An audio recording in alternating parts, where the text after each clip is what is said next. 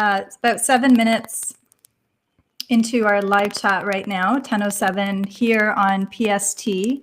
And Magenta is probably 6:07 in UK time. Okay. Magenta, thanks so much for coming back. Can you hear us okay? Yes, I can hear you.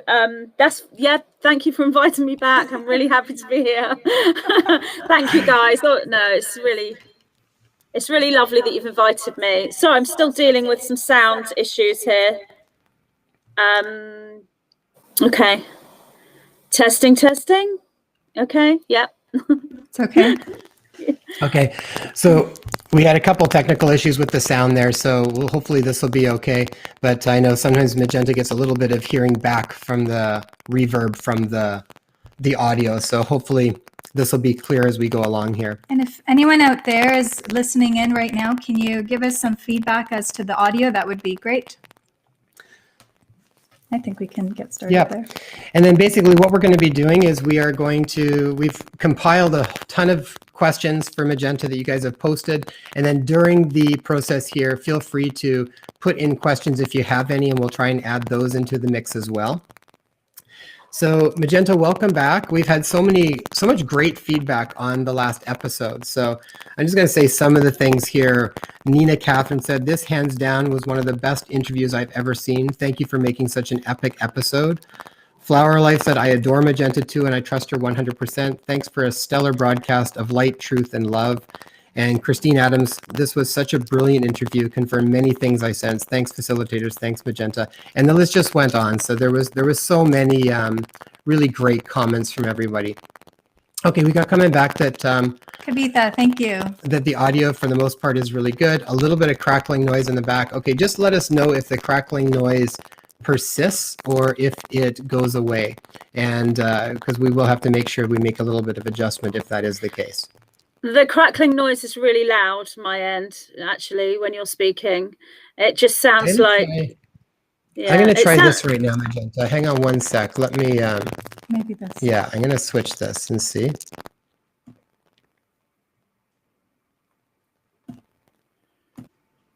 Let's take this out.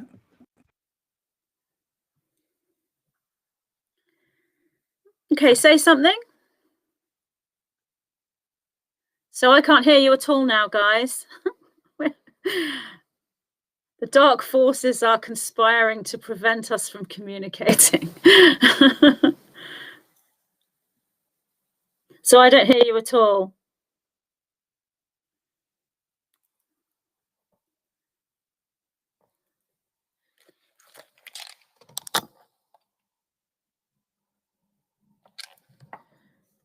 Okay, here. Can you hear us like this, Magenta? Yes, I can hear you. Is that better or is that worse? It seems okay for now. I can't hear any crackling. Let's try without the headphones and see how we go. I don't know if you heard me. I said the dark forces are conspiring. I wasn't sure if you could hear me or not. Yeah, no, I could hear you.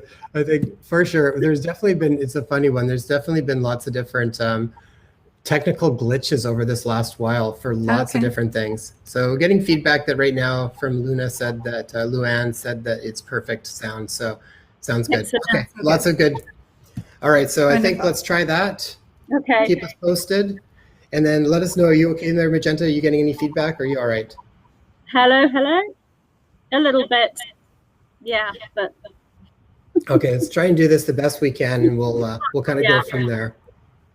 Okay, so let's start with the first question. The first one that came up was around ascension, and this was by Josephine.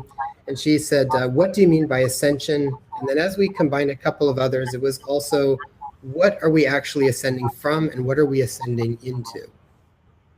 Yeah, marvelous questions. And as I was saying to you earlier, you could write a book or a series of books for your entire lifetime or multiple lifetimes on that question. I mean, to say what is ascension, it's like saying what is God, you know, it's that big. That's our next question. I did present these questions to the 9 because they're such big questions. The 9 are able to really sort of focus in on saying, showing an expansive response in fewer words. So I presented all this to them. And so when I asked the 9 to define ascension, they said that the best way to explain it is to say that you as humans are moving from a carbon-based molecular structure to a crystalline, which many would know as silicate or silicon. They both are appropriate. Silicate-based molecular structure. Most people know this is a crystalline structure. It's a crystal matrix, letting in more light. So it's not light as in light from the sun or electric light from your lights in the house. It's photonic light, like a sort of a plasma. You're letting in more of this into the cellular structure. Therefore, you have a raise in frequency. All of these things are metaphor to explain the process. There are so many ways you can explain ascension, and most people will use metaphor to explain it because it isn't really something that can be explained in words. There are so many different words you could use to explain it. And so the most concise would be that we are moving from a carbon-based molecular structure to a crystalline-based molecular structure. And as we let in more of this plasmic photonic light, things happen to us. And one of the things that happens is we go through what the 9 call the Genesis program or the Genesis movement, which means the same thing as genius. We are becoming genius, if you will, because of the expansion. And what that means is we become creator beings accessing more memory, which we perceive as knowing. So that's a good way of explaining ascension in a concise way. And I've asked the 9 to keep these responses concise because obviously you've asked lots of questions. I want to get through as many as possible. Each question, regardless of how concise, will always open up more questions, and that's how it should be. That's how expansion works. So your next question was, what are we actually ascending from and what are we ascending to? So to say we're ascending from something and into something is a metaphor in and of itself, because we are staying where we are, if you will, as in our placement. So what we're ascending from is a carbon-based human being in a third dimensional experience, and the DNA presents as a double helix. We are ascending into a crystalline based molecular structure in a fifth dimensional experience, and we have a 12 strand, or if you go quantum with that, a 144 strand DNA matrix. That's what it means when you'll hear people say you're going quantum or going galactic. It is simply more of those DNA strands coming online. So we perceive it as being in a different place because everything is experienced so differently and everything looks so different. And when people talk about it, they will say you're going from one earth to another earth, or one dimension to another dimension. All of that is true, but you aren't actually going anywhere as in your placement. You are simply becoming more and more aware of who you are and what you are and your place within reality. You are able to see reality in a wider perspective. And instead of being in one place, you realize you stand in all places. And that's what happens when you access all this memory and all this knowing. So that's the response really from the 9, with a little bit of extra bits from me for the first 2 questions. Thank you. Are we going to, one of the questions that just popped in, and I was curious about as well, so our DNA, we are physically changing. Yes. And is that going to look different? Are we going to age differently? Right. Yeah. Yes. There's so many different things that will occur. It takes time.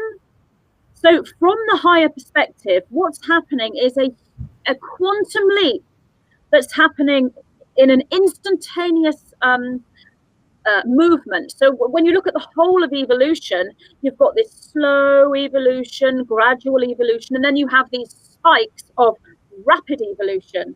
And then you have completion of a time period within that evolution. And right at the end, you have this rapid spike. And that's what we're in now, the rapid spike. But from our experience, it takes time. It takes a while. It takes a few years to fully go from carbon-based to fully expressed crystalline. It's a gradual process that takes time, but aging will become very different over time. We'll age much slower as we hold more light within. We will rapidly be able to heal ourselves from illnesses and diseases, and obviously that will include the aging process as well, until such point comes where we don't age, but that's way in the future. So this whole ascension process is a long-term experience, and there isn't really a beginning or an end to it. It simply is the organic expression of evolution that is either experienced in this slower move as a collective species on a planet, or a rapid move, or this very, very rapid move, which is what we're in. So it's really about rapid evolution. That's really what ascension is. Mm-hmm. We had a question that popped up from Helen, just asking if a 3D doctor looked at our ascended crystalline structure, would they see any changes from carbon to silicon crystals? A 3D doctor, unlikely with the equipment. Yeah, the equipment that they have, it's highly unlikely, because they may see somewhat of an anomaly, and that's already happened, but it wouldn't be processed into their learning or their understanding. A doctor with different kinds of equipment, more advanced technologies, who has an understanding, yes, they will be able to see that. So that will depend on the doctor and the equipment that they use. I'll mention something minor that I actually noticed at the beginning of 2020 or the end of 2019. I was noticing, and I pointed this out to my husband, I'm like, I'm getting sunspots and these skin tags from my beloved grandfather who's passed these on to me. And I'm in my 40s, and I noticed that was happening. But what was really interesting is months later, probably in April, May, June, I noticed that all my sunspots had disappeared and all my skin tags had also disappeared. So that's a combination of someone who is holding this crystalline light, holding that higher 5D consciousness, but it's also very much to do with how you're living physically and what your diet is, as we spoke about before. And I mean, the two of you, I don't know you, but when I look at your vibration, I can see that there's a healthy diet going through your body. So all of that will be part of that as well. You have to do the whole thing. If you've got the crystalline consciousness and the knowing and the connection, but you're eating junk, you are kind of missing part of the ascension process. It's all about taking the body with you through this, and vice versa. But both of these things trigger the other. So if you're consciously aware and you have that 5D consciousness, you're going to be drawn towards healthy eating. And if you eat healthily but know nothing about higher consciousness, that food that you're eating, especially if it's really plant-based and raw in its predominant amount of food you're eating, that will trigger you into the awakening and the consciousness. So it all goes together. So that's why that's happening to you. Mm-hmm. Can I ask this question? Magenta, so we have the I Am series at our house, and I wanted to show you this picture, which I'm sure you've seen before. Well, I've got that picture. So how our body is changing right now, are we going to be able to hold more of this light? Is that the whole point of being able to change physically, that we're able to hold more of the soul or our source energy? Absolutely, yes. We hold more of that light, and eventually through the evolution, through the dimensions, which is the sort of next level to ascension and the next level to ascension, we eventually become light. So we're not just holding light in our physical bodies, we actually become light and have light bodies. That's all part of that ascension path. Thank you. Nice. Another question that came up was a rundown on some of the significant dates that have shown up over the years. So 1987, 2012, 2020, and then specifically December 21st, 2020. Yes. So I've got that here. That was one of the questions you gave me. So 1987 was the harmonic convergence. This was the first step into awareness of this, if you will, when people stepped in and began to create. Things were happening long before that. The whole movement in the 60s was really, really pivotal for ascension, and so many starseed souls came in then.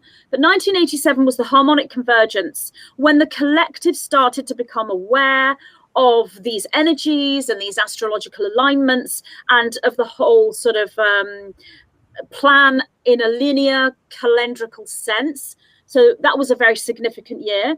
And then 2012, well, I asked the 9 and they said this was the end of time and the beginning of new time in pre-matter. So it was like the consciousness of the individuals on this planet holding the thought and the knowing of the end of one section of time and the beginning of another. 2020 was the end of time and the beginning of new time in the physical. So this is when that pre-matter consciousness within the aware individuals began to manifest in the physical.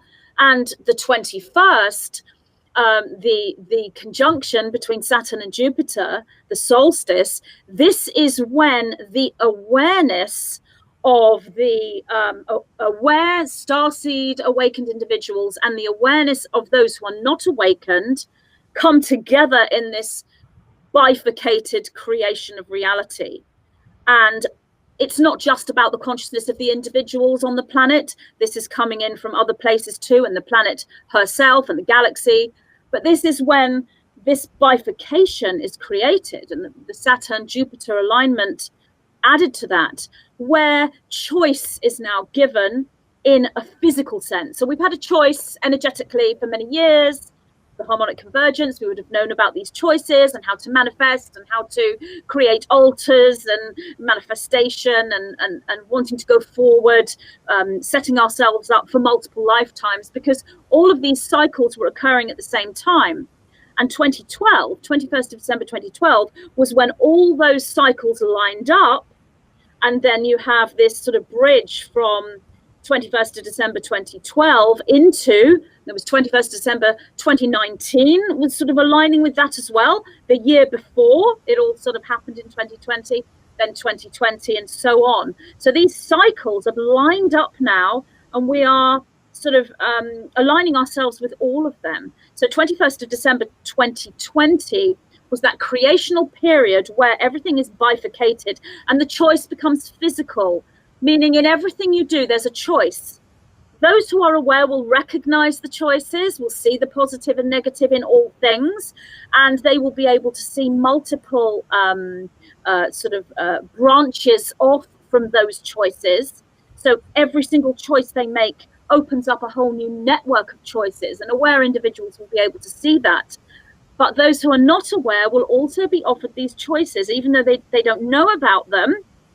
As we go through 2021, their psyche will be so bombarded with constant bifurcation, constant negative or positive, constant forks in the road. At first, it will be something they will stand against and not want and be tired of and be frustrated with. And eventually, it will trigger an awakening in them. We certainly hope, not necessarily everyone. So that's 21st of December 2020, the bifurcation, which is with us throughout the whole of this year. Thank you. All right. Go ahead. Okay, so the next question, what does it mean to be sleeping versus awake or stuck in the matrix? Okay, so I asked the 9 this, and they said, sleeping and stuck in the matrix is to do with the belief system, believing the mainstream narrative, the linear world narrative, and sadly falling for the hijacking, which I know is part of one of your questions later. So there's a hijacked reality and you are stuck in it and hijacked by it without knowing this, or you perceive or experience a reality that you think to be true, but it isn't the true reality. Versus being awake, you are no longer subject to that hijacking. You don't follow this mainstream narrative, your belief system is no longer a belief system. A belief system is what you have when you are creating a reality, creating a paradigm of truth which you live by. Those who are awake structure the belief system into a paradigm which becomes a reality that they live within, and that is truth. So the individuals who are awake are living within truth, and they are immune to hijacking, and those that are asleep are still being hijacked and live within a false reality.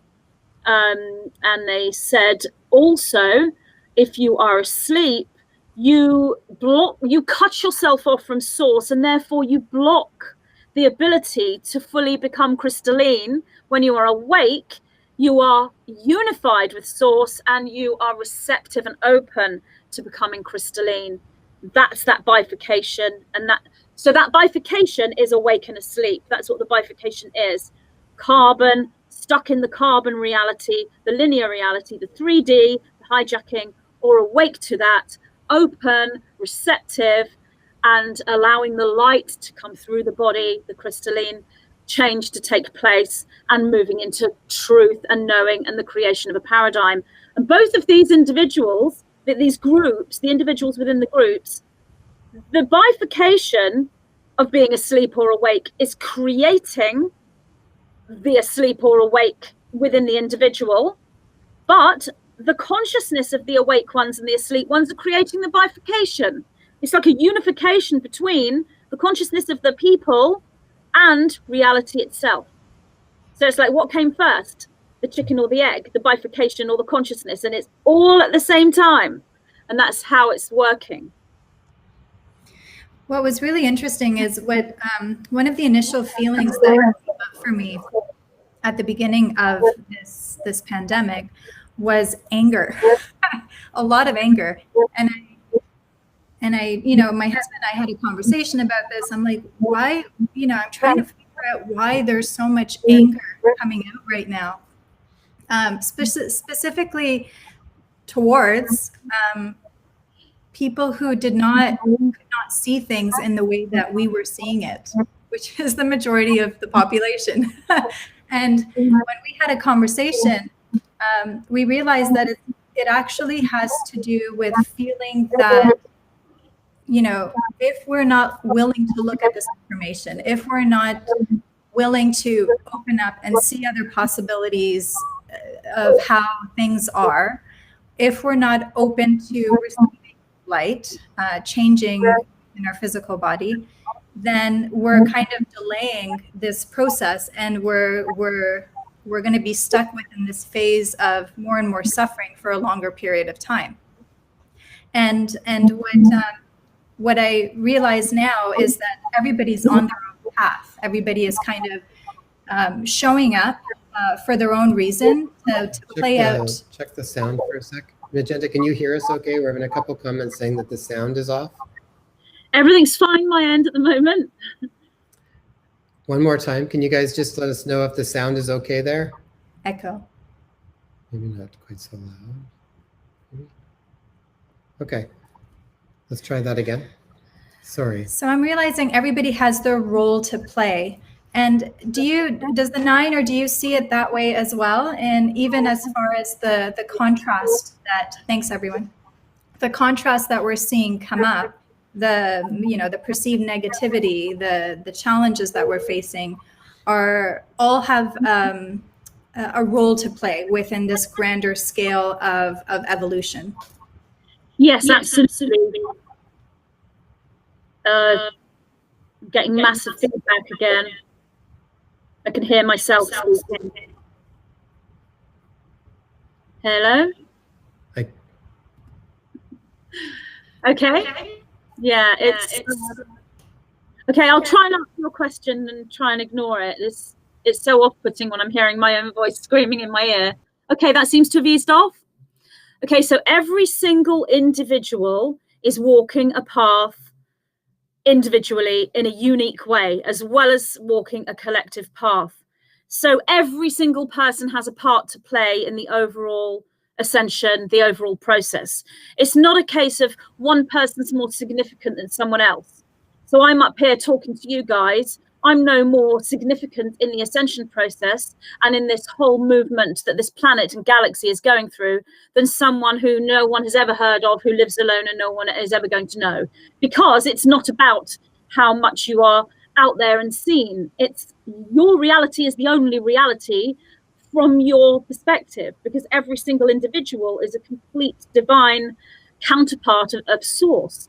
But when it comes to anger, why that occurs, it's to do with resistance to a reality that you don't want. So if you are awake and you are seeing multiple individuals asleep and being hijacked and being led astray, and you're trying to help them because within you, you have a service to others leaning and a leaning towards healing. So you want to help those individuals, but you can't.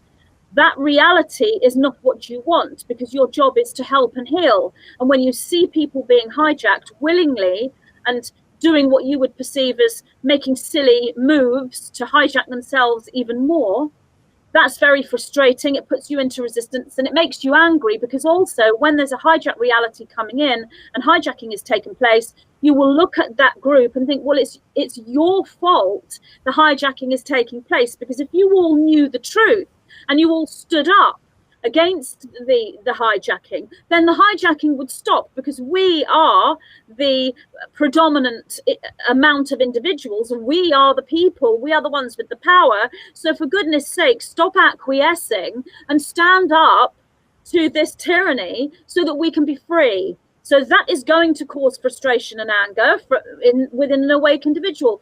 Perfectly normal. And if somebody doesn't go through anger in that realization, that's going to be pretty rare. But it's, where do you go with that anger, and what do you learn from it? And on the other side, it's completely different, but the same sort of thing. So from that point of view, this is my reality. I'm living in a reality. I'm doing nothing wrong. I'm a law-abiding citizen. I'm following the narrative by the experts. And who do you lot think you are, trying to tell me that it's something different? How dare you? You're disgusting. You're all crazy. You're all wrong. You're all awful. It's your fault that this is happening. Because if you were to toe the line and follow the instructions, then we'd be out of this all the quicker. But because you lot decide that you don't want to follow these instructions, you're prolonging it and making it even worse. And there you have the negative side of the bifurcation, which is not choice and free will coming in from the cosmic perspective or from the universe. It's the inversion of that. It's the hijacking. So let's take the bifurcated reality that's going to happen organically on this planet in 2020, and let's hijack it. Let's turn these individuals within humanity against one another, and then you've got all these branches within that. So that's where the anger comes from, because both sides are being hijacked, and the only way to release from that is to allow the other side to make their choice. So if you are an awake individual, that's much easier for you because you are awake. So you can say, I need to let these people go, even though it's my son, my daughter, my mother, my sister, my auntie, my neighbor.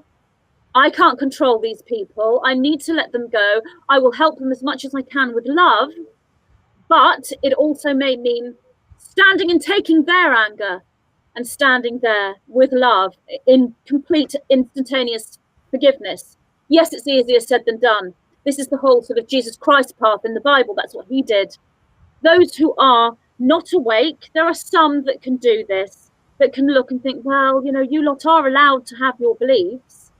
I don't believe what you're believing, but I'm not going to be angry with you. You're allowed to believe what you want to believe. That's much more rare, because those individuals aren't awake. But some of them are nice. Many of them are nice. Most of them are nice people. So they're able to see. That is where the hijacking can't take place. And that is when we have unification between these two bifurcated realities. And that is where we're going. Bifurcation is a split as two. Then it moves into a trifurcation, which is a split of three. The third one is like a bridge between the two. It is a third option. It is a third way. It joins the other two together. So bifurcation is duality and polarity, nothing holding the two together. It's opposing and simultaneous. But when you bring in the trifurcation, the third option, the third way, that unifies everything. And that's where we're going in this ascension process. And that's all happening within us, within our consciousness, as well as in our outer experience, individually and collectively. Oh, love that, Magenta. That was such an important point too around the polarization. I know for me, it was like when the anger would kind of come up around certain things, what would help me was when I would feel like when I'm starting to get angry, I'm actually in some ways just allowing being a part of what I think the nefarious project is. When I'm starting to, it's like I'm fueling it. So then part of it would be the only way really for me to not be an active participant in that is to, as best as I can, accept that everybody has their own path, try and understand where people are with that right at the moment. And sorry, that's a 3-year-old invasion coming in right at the moment. So, but it would help me so much to just recognize that if I sat in that frustration around it, that I was really just actively assisting what I didn't want to be a part of. And so through the process of just trying to understand, and that would be even with loved ones that would be ready to line up to get a vaccine, be out of so much fear without any real thinking outside of it, and sort of not being able to say too much that would convince them otherwise, right? Or to even stop and think about it. It's sort of like, you just don't know the bigger picture on everything. We kind of know this little piece right here, and there's this massive project going up, and sort of having this idea of a certain amount of faith and trust in this bigger picture, and just how do I feel on a regular basis? And I'm getting stuck in frustrations, and I don't feel like I'm being a part of the solution. I'm being more part of the frustration and what we're trying to move away from, the division, right? Exactly. Although anger is a message, and it can be utilized as a teaching tool, and a really good way to do that is to personify it and take it outside of you, turn it into a being, as we were saying in the first video, and talk to it. Hello, anger, why are you here with me? Why have you come to me? What's your reason for coming to me? And anger might say, well, I've come to teach you something. What have you come to teach me? About surrender, about letting go, about letting Auntie Flo go get her vaccine without learning how to heal and teach and inform without force and control, because that's the service to self path. That's what the hijacking has done to us. So we don't want to do the same thing as them, but it takes time to learn these things. So both sides of the bifurcation have got different lessons. We're being taught about surrender and acceptance and unity, because that's the next aspect to the ascension process overall, is about unification. And those that are asleep are being taught about truth and about this stubborn fear-based desire to hang on to a reality that deep down inside they know is not truthful and is a dying reality. Deep inside them all, they know, but they are ignoring that. And that's where the anger is. The anger isn't at the people who are awake. The anger is actually at themselves, but they can't see that. So what they are learning is awareness of self.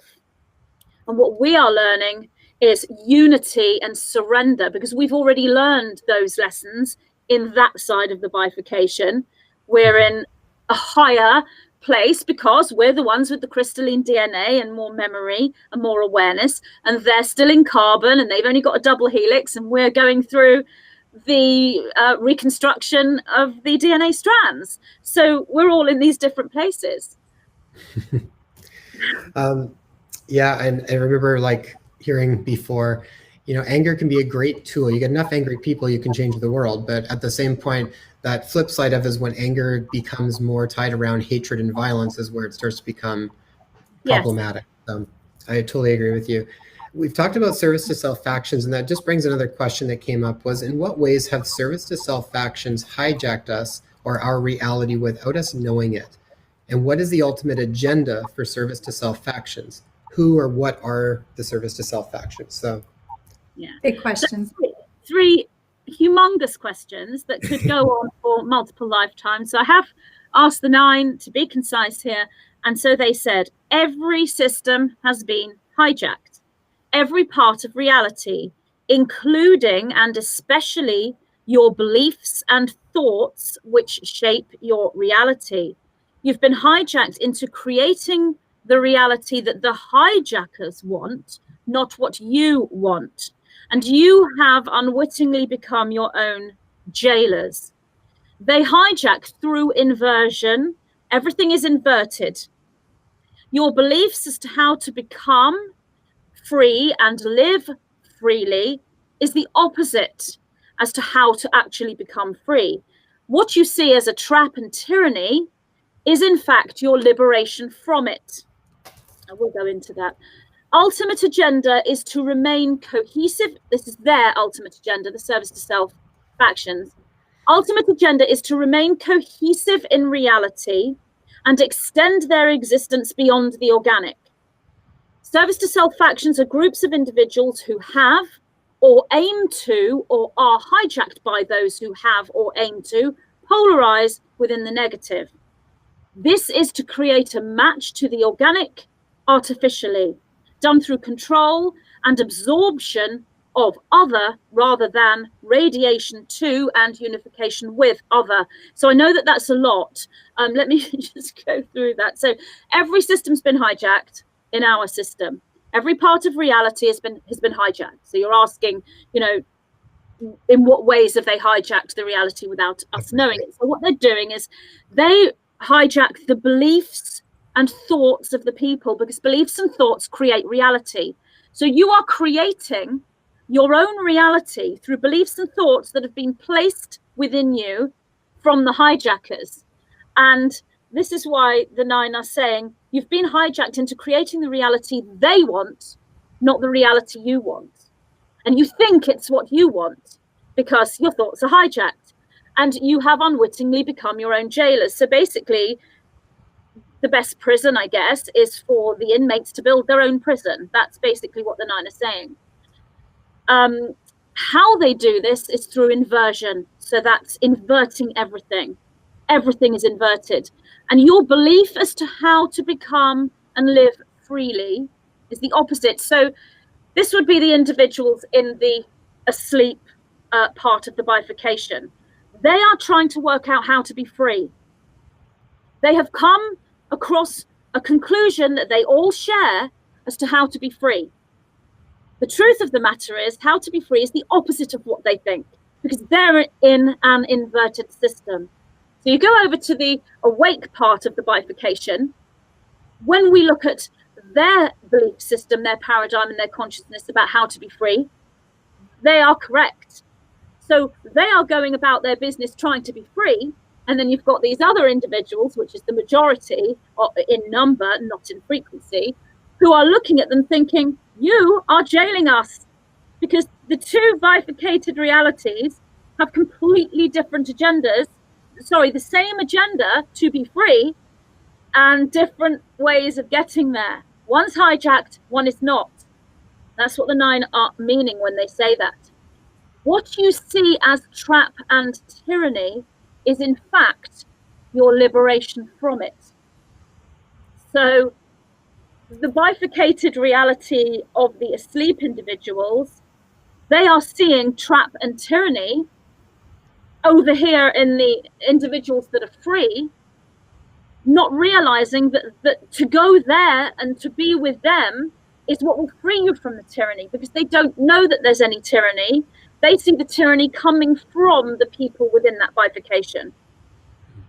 So, but that's quite deep. I think the 9 mean a lot there, to be honest with you. What you see as trap and tyranny is in fact your liberation from it. So they're just showing how everything is so deeply opposite, and so deeply opposite that sometimes it's going to take a while for your understanding and your processing to realize how deep these inversions have gone.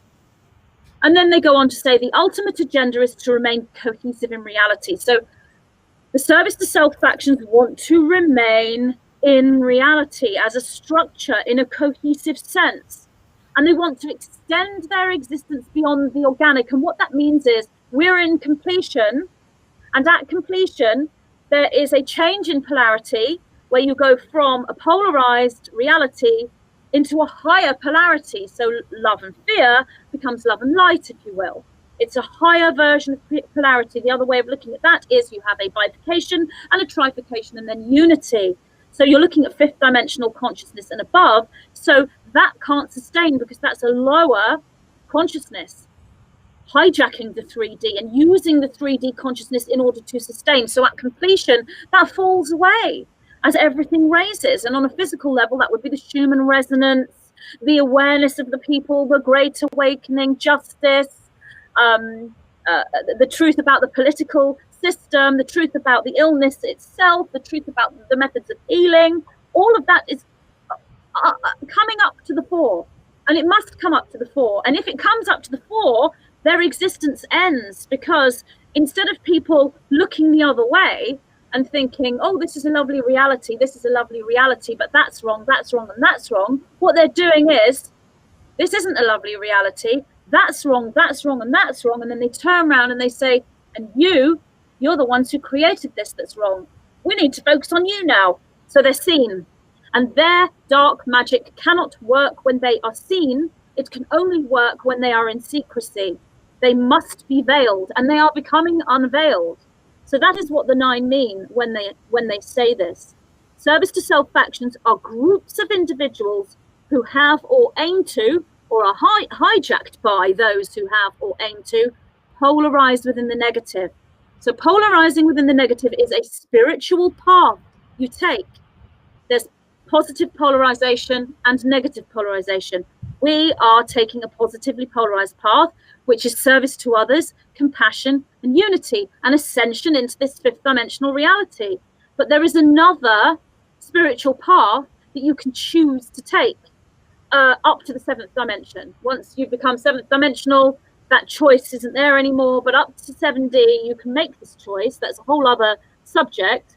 So that's what their aim is to polarize negative, and it's about control, and it's about absorption of other rather than radiation to other. So they use the energy of others to power their own energy, and how they do that is through control of themselves, deep control of themselves and control of others and control of reality. And they do this by repressing the heart, but working in an extremely focused way with the pineal gland, brow chakra, and the solar plexus and the sacral chakra and the base. So they use all of the chakras and work extremely powerfully towards mastery with that, while repressing the heart the other way. And what that does is take them into the stance of a magical magician that is strong and powerful with no heart, because in a negative polarization, the heart will get in the way because it will make you compassionate. And there's no room for compassion when you are wanting to go into control, because that's tyranny and dictatorship. So the heart is repressed. And this is how you can tell a service to self individual from a service to others individual. If you're psychic, you simply look at the matrix of the individual, or what some may call the aura, and empathize with that individual, and you will see the heart comes forward and energy is beaming from the heart. So I'm looking at you both, I'm seeing the heart is forward and energy is beaming out of it, and that's in various degrees. Light workers that are aware have a much bigger heart vibration than those who are not awake, but their heart is still at the fore. And then you look at a service to self individual and the heart's not there. I mean, it's there, the physical heart is beating, of course it is, but the energy is repressed. It's like it's gone, which is where you get all these sort of stories about vampires and how they're, zombies and all of this stuff. This is all coming from what is true. So the reason why they are polarizing within the negative, it's to create a match to the organic artificially. So you have an organic reality This is done through control and absorption of other rather than radiation to and unification with other. So reality has an organic presentation, and within the third and fourth dimension and up to certain levels of the fifth, you actually have this polarized field. And in the third dimension and in the fourth, there is a natural positive and negative expression, because you need that in order to discover your free will, and you discover your free will through choices. So you need to have a negative expression. But there comes to a point, as I've said, when the planet or the galaxy, it's actually the galaxy, not the planet, comes to this point of completion where it's being completed. The souls have done all their multiple reincarnations, and they've got to the point now where they don't need to be in 3D and 4D anymore. They are expressing in 5D, therefore they don't need this level of polarization. And then you've got these service to self groups that think, hold on a minute, I don't want to go anywhere. I don't want to be recycled. I don't want my debt dimension and my whole family and all of us taken away. So what do? We see if we can override the organic and become creator gods in our own right. And we shall create an artificial negative dimension to hold on to our being. Now they can do that, but all they can do is prolong the inevitable. They can never ever supersede it, but they don't believe that. Some of them do, but many of them believe, no, we will supersede the organic. We do have the power to be more than source and more than God and more than what is organic, and we will. Which is why you hear stories about them wanting to do all these things with the weather and with other planets, and put different magnetic false planets up there and try and change the sun. And, you know, they're trying to work on all levels, and they can delay and prolong the inevitable. But what's happening now, 2020, the start of this physically and now, is we are now being shown that they cannot prolong this any longer. The inevitable is here. That's what all this is about. I love being able to ask you questions like that, Magenta. You cover so much in those. One thing I was wondering about that was related with this was how to word it.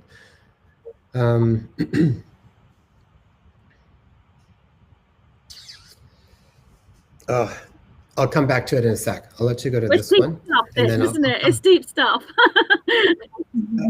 I'm trying to find the right way to articulate it, so it'll come back up in a second. Then I'll bring it. Next question. Can you tell us how destiny and free will interplay? So again, another question that could take multiple lifetimes of study and thousands of books and much teaching. So I asked the 9 to be as concise as possible. So they said, the blueprint is created from the pre-incarnate perspective. Once crystalline transformation and upgrade takes place, then the pre-incarnate becomes the now, 0 point, and the blueprint can be created from there. You only have free will from this 0 point perspective. Everything else is a trapping system and illusion. So what they're actually saying here is they're giving a response to the question as to how destiny and free will interplay. You create a blueprint from a pre-incarnate perspective, meaning you create a blueprint from the point of view of before you are in incarnation. So you come into incarnation with a blueprint in place. And when you are asleep and in a carbon-based molecular structure, you are following the blueprint that you created prior to you being incarnated. When you wake up, so from that point of view, you don't actually have free will. You think you do, but it's a trapping system because you're hijacked, and it's an illusion because you're simply following a blueprint that you created before you were born, and you're just being led through that. You're not actually changing anything from an empowered position on a soul level. You're just going through the motions of something you already planned for yourself. When you wake up and become crystalline and allow in all of this light and go through this ascension process, you enter the 0 point field, which is the now moment. This is when you merge with source, you merge with the creator, you merge with creation itself, and you merge with the you that you were before you incarnated, because you are always that you. It's just that you don't understand that you're that you until you wake up and exercise the crystalline aspect. When you get there, you then think from the human perspective, and that is ascension. This is what it means to take your body with you. You don't die and go through a life between lives, if you will, to go through the life review and the next incarnational plan. You do it from the point of view whilst in incarnation, because you have ascended rather than died. And that's another way of looking at ascension. So you think to yourself, I'm going to create a blueprint for myself now. I'm going to change my blueprint into this and this and this, and there is your free will. But what you will have chosen for yourself before you were born would have been the best and the highest possible pathway that you could want to experience in incarnation. So that will have a destiny within it. And you wouldn't want to go too far away from that destiny, because you've already chosen that destiny because it's the best thing for you. When you become aware, you take the free will to change the blueprint and change the destiny, should it be appropriate, or you have the free will to continue with that destiny. So this is what is meant by destiny and free will interplaying. They become one, two sides of the same coin, and they align with one another. And you can feel it when it happens. So like if you bump into someone that you've never met, and within 5 minutes, you start talking and you look into that person's eyes and you're thinking, my goodness me, what's happening? The world is like spinning around me. I'm meant to meet this person. And that person's thinking the exact same thing. That's your destiny coming together. You were supposed to meet that person. That was all in your blueprint before you were born. Now you're in the 0 point and in the moment of free will. What do you do with this meeting? How do you create together? What's it teaching you? So anyone in that other part of the bifurcation that's awake will be going through these magical moments, if you will, or moments of synchronicity. That's all that synchronicity is. It's the coming together of destiny and free will in one moment. It is the pre-incarnate blueprint that you chose before you were born colliding with the free will that you have now. So that's how it works. And even that is, you know, not even scratching the surface of that massive, massive question. But I like too that you went back to synchronicities, because I think that's something that's very tangible for people to pay attention to. And I know we've talked a lot about that. That's been huge for us over the last few years, is really honoring synchronicities when they come up, because they do feel like they're a part of our divine path. And then, like you said, free will on what you want to do with them. Well, and choose to whether you listen to them or push them off aside because they don't fit in. But I think if you honor them, you probably get closer to being more in that path rather than taking too many sidetracks all over the place. Yes, absolutely. The idea is to remain with that pre-incarnate blueprint, upgrade it, enlighten it, but remain with the original plan. And so synchronicity will always come to you because you're always being guided into that plan. So this bifurcation in and of itself is an illusion, because everyone in the asleep part of the bifurcation is continually being guided onto their blueprint, which will be into truth, which is then, that's the third option. That's the trifurcation. When people come into the awareness of the blueprint, they won't be hijacked anymore. When that happens and the unification occurs between this bifurcation and trifurcation, and it becomes a unity, that is when the service to self, negatively polarized factions leave. And it's like, from one perspective, you could say they are leaving. They will have to leave reality. But the other perspective would be that they have remained in one reality and it's you that's left. You've left them behind and they can't get where you're going. That's another way of looking at the same thing. And that's what's happening right now. And they know it's happening.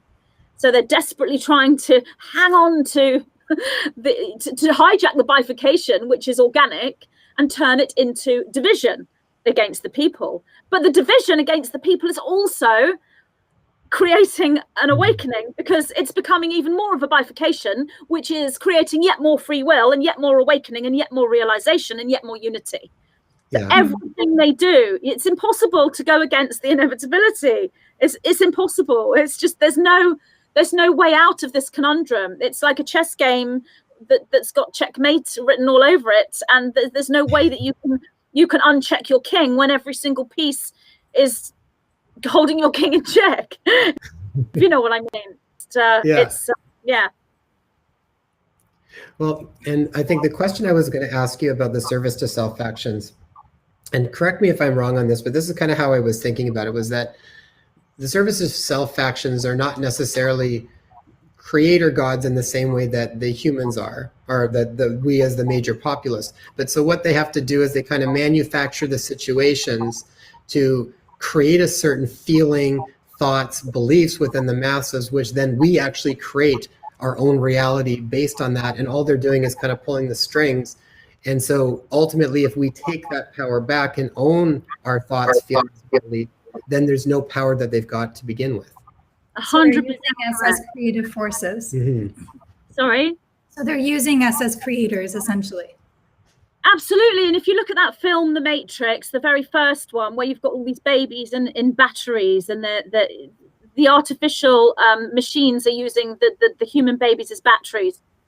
You know, there's your metaphor. It's absolutely correct. Yes. I mean, it's nothing like it was, because it's breaking down. But that's it. Everything you said, that's exactly how it's done. Yeah. Okay. Go ahead.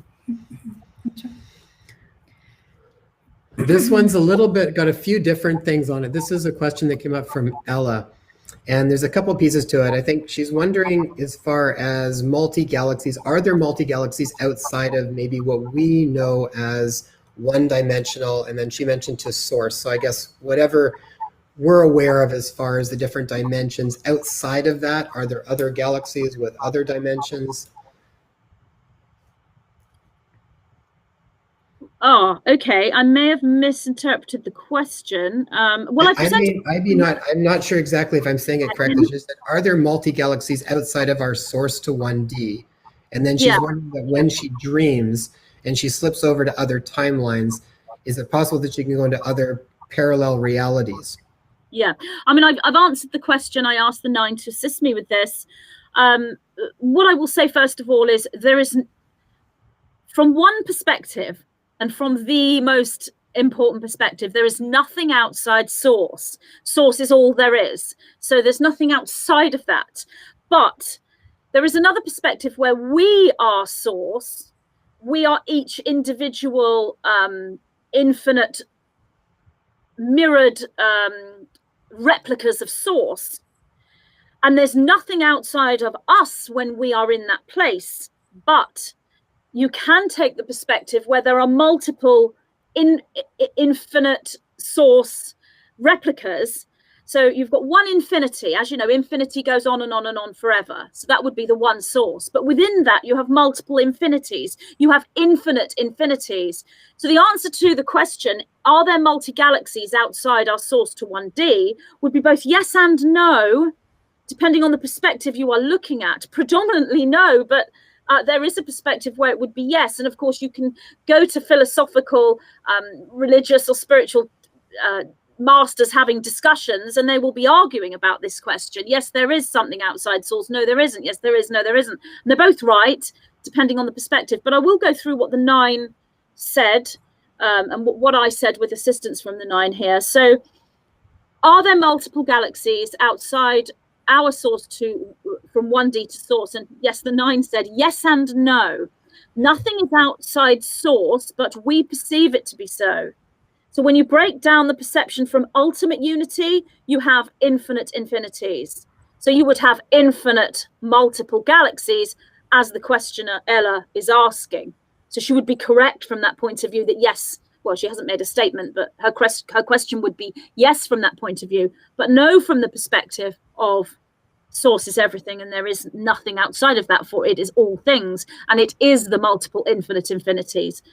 She went on to say, when I dream and slip over to the other timelines, do I go to my parallels because it's not me, but not in a shape or place known to Earth, but it is still Earth?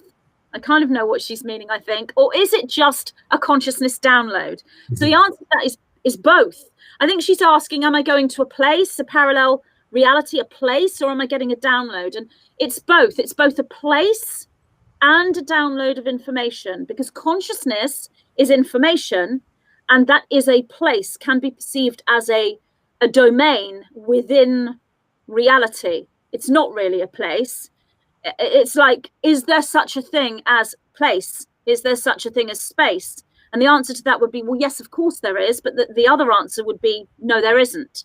And again, you will have spiritual teachers that say there's nothing outside this planet. There are no other planets. There is no space. There's no such thing. There are no ETs. And you'll have others that say the galaxy is huge. There's multiple planets. It's teeming with life. Extraterrestrials live on all of them. They're both correct.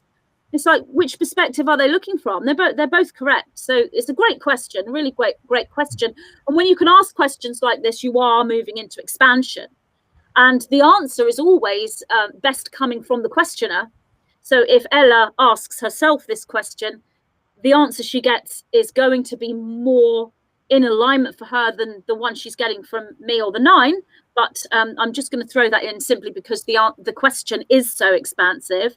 So both, it's a place and a download of information. But the 9 went on to say, in truth, a good way of looking at this is to say, and this is a truthful perspective, it's a presentation of code. It's code. It's like pre-matter blueprint. Before matter, you have code. And that code can be a code for a place or code for information. It's pre-consciousness matter, pre-creation matter. And that's what she's experiencing when she's dreaming. But she's going to see it as a place or accessing of information, depending on what level of the code she has gone to. And that will depend on her level of awareness and expansion and her level of crystalline activation and her DNA configuration and all of those things. She then went on to say, are there inverted galaxies? I mean, we have already discussed this. Are there inverted galaxies like a mirror realm where high vibrations, as we know them, would be low, and so on? Again, brilliant, fantastic question. And the answer to that is yes. That's the negatively polarized realm that she's talking about. I mean, you could go further. There are matching inversions where both are positive, and there are matching inversions where both are negative. If you look at the flower of life, and you can take something as a parallel, so it will be a complete match. And then you can take something also as a parallel that will be opposite. And that's the same thing as the polarity we experience here. So we have a dense, intense polarity here in 3D. But as we go up the dimensions of our experience, that polarity lessens. So what we're moving from is a positive galaxy and an inverted negative galaxy. And we are moving into the matching positive galaxies. That's the same thing as saying fear and love, or love and light as the polarities. So yeah, these are questions that are very much in alignment with everything we've been talking about. So that's the negatively polarized realm, and these are artificially sustained as they are only, this is from the 9, as they are only organic for learning purposes for that galaxy. So I've already spoken about how we go through a galactic experience where there is a positive and a negative polarity and an inversion to the organic for learning.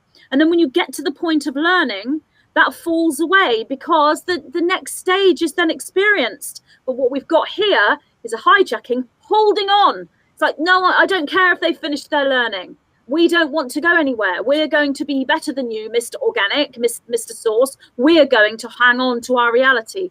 That's the hijacking. So that it's all so superimposed, because from another perspective, and this is a big one that a lot of people can't get their head around, are the service to self groups that are hijacking us supposed to be here and supposed to be hijacking us so that we learn about the hijacking and how to free ourselves from it? I mean, that's another step. I'll leave that one there. So these are the artificially sustained as they are only organic for learning purposes for that galaxy. Once that galaxy has achieved completion, as in the required learning state needed for the consciousness of that galaxy to become a creator. So we become a creator individually and collectively. Every soul on earth becomes a creator consciousness, and we become one soul. And at the moment, The nine call this, and this is the soul of the awakened ones in the awake bifurcation, the divine Princess Aurora. That's the one mind, the one consciousness, the one being, the one divine being that is all of the awakened ones. But if you want to look at the whole of Earth and the galaxy and give that a persona, the nine would refer to that as Queen Sophia or King Christos. Some know the male version of the awakened individuals as Archangel Michael. There's loads of ways that can be personified as a creator god, ascended being. It's simply the consciousness of the planet as a unity, as a oneness, and as a being. Once that galaxy has achieved completion, the required learning state needed for the consciousness of that galaxy to become a creator, then the inverted galaxy falls away or becomes recycled. Nothing ever goes anywhere. Everything is just changed from one form to another. It can be sustained artificially by the service to self factions throughout completion. Yet that in itself creates a rapid learning and expansion spike. So if they try to hang on to their reality during completion, they're creating rapid evolution, which is what I said, which takes completion into a warp speed movement and collapses the inverted galaxy. So the more they hijack us, the quicker they are collapsing their own reality. Mm-hmm. That's what the nine are saying here. It's like a pressure cooker. It's just creating more and more pressure to have some sort of a reaction take place. Yeah. Mm-hmm. So just a few questions I'm noticing show up on the live here, on the live chat. So yes, for those of you who are just joining in, these are questions that we have been accumulating and taking note of since the original episode with Magenta was aired on Monday. And so we've collected those. We passed these on to Magenta yesterday, her today. And she tapped in and got the answers. And Ella, by the way, is saying thank you. There's lots of hearts. And so if you have any questions for future episodes, just make sure you get them in within the week. Because even though we do see the live questions, we do have these list of questions that we have to go through in advance. So some of them might get answered as we're doing some of these other ones too, because as you're learning, when Magenta talks about something, it covers a lot of pieces that often get pulled together at one time. So one question that has come up a couple times around here, though, is how is it best for people to stay more in a loving consciousness or be able to handle all of the stresses and the worrying that's going on? Or as Cultivate to 5D says, stop worrying and stay in the love and love the bomb. So what would be some advice for her on how to do that? Well, that's going to be individual for each person. And it's not really about stopping worrying necessarily. Worry isn't a bad thing when it's drawing your attention to something, so you don't want to bypass. So if something occurs that looks worrying, it's okay to worry for a little bit and think, I'm worried about this, and allow the worry to just come to you. Don't let it take hold.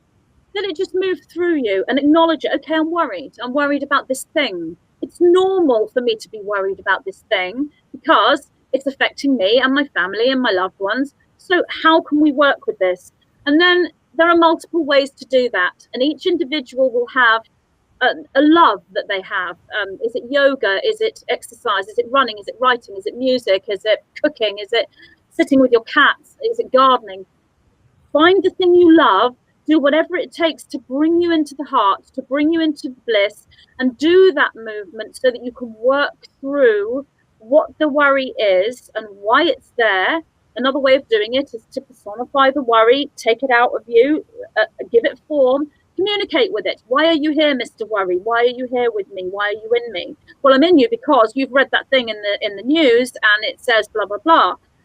Is there anybody else who can help me? And maybe someone else will step forward and say, well, I'm the manifestation of mainstream news, and I'm saying to you that what you've read isn't true or is true. And then Mr. Truth might step forward and say that person isn't telling you something that's accurate. Allow your mind to fragment but not to fragment in a negative sense, to compartmentalize in its fragmentation and unify it at the same time.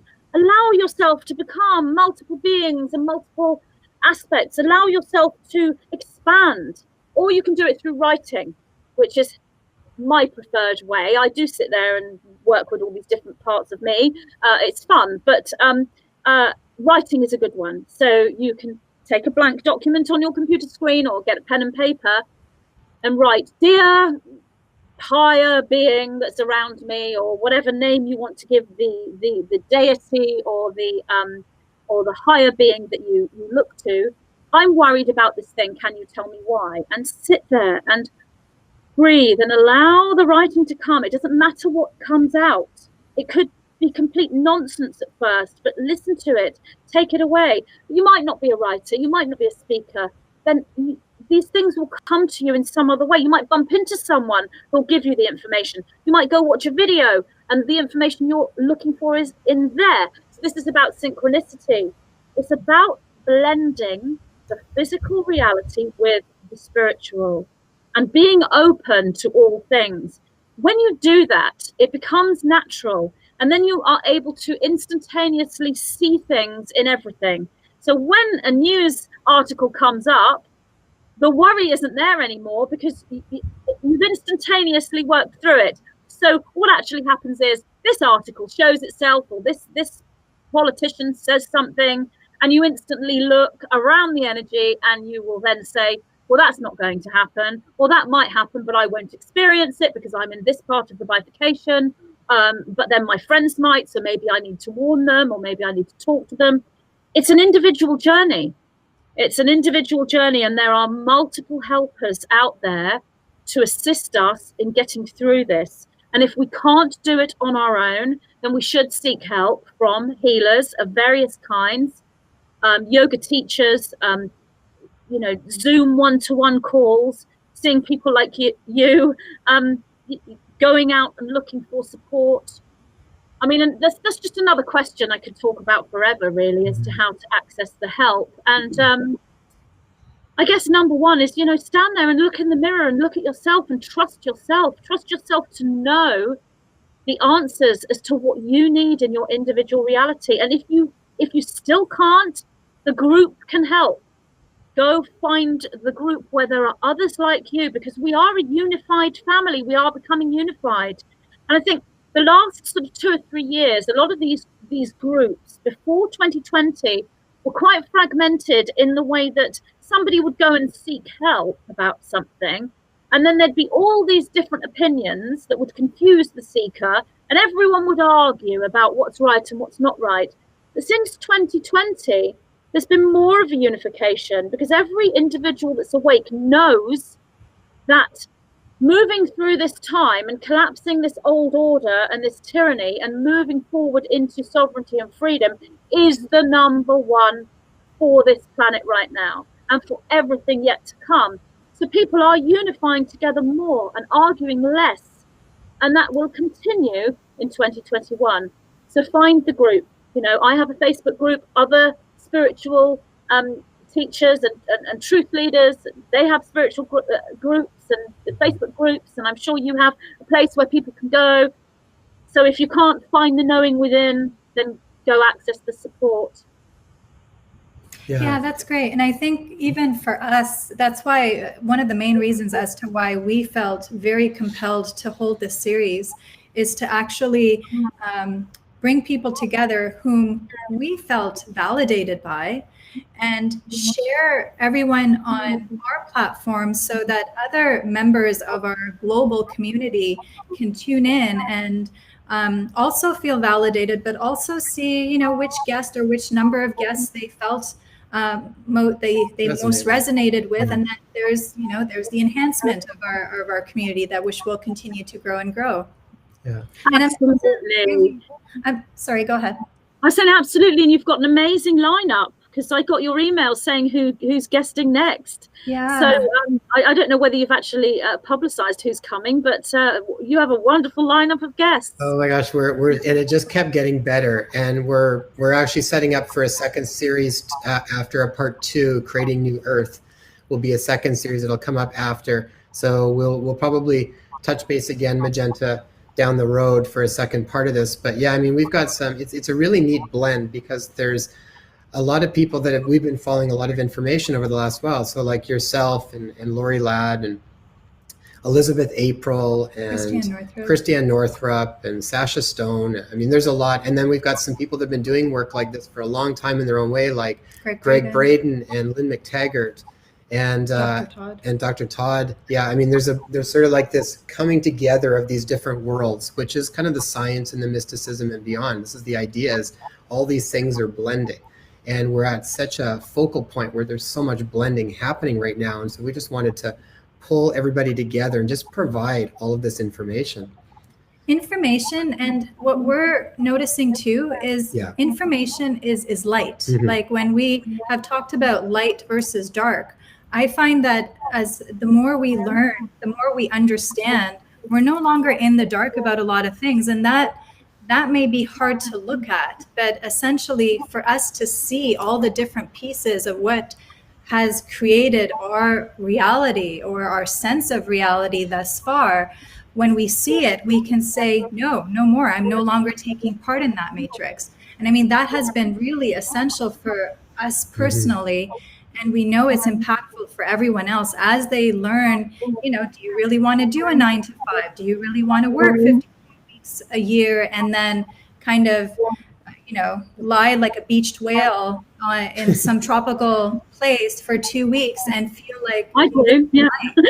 Or do you want to even give up your children to childcare and schooling for them to actually feel like I've seen it firsthand. I have a 16-year-old as well as a 4 and a 3-year-old, and we decided with our younger ones we're going to homeschool.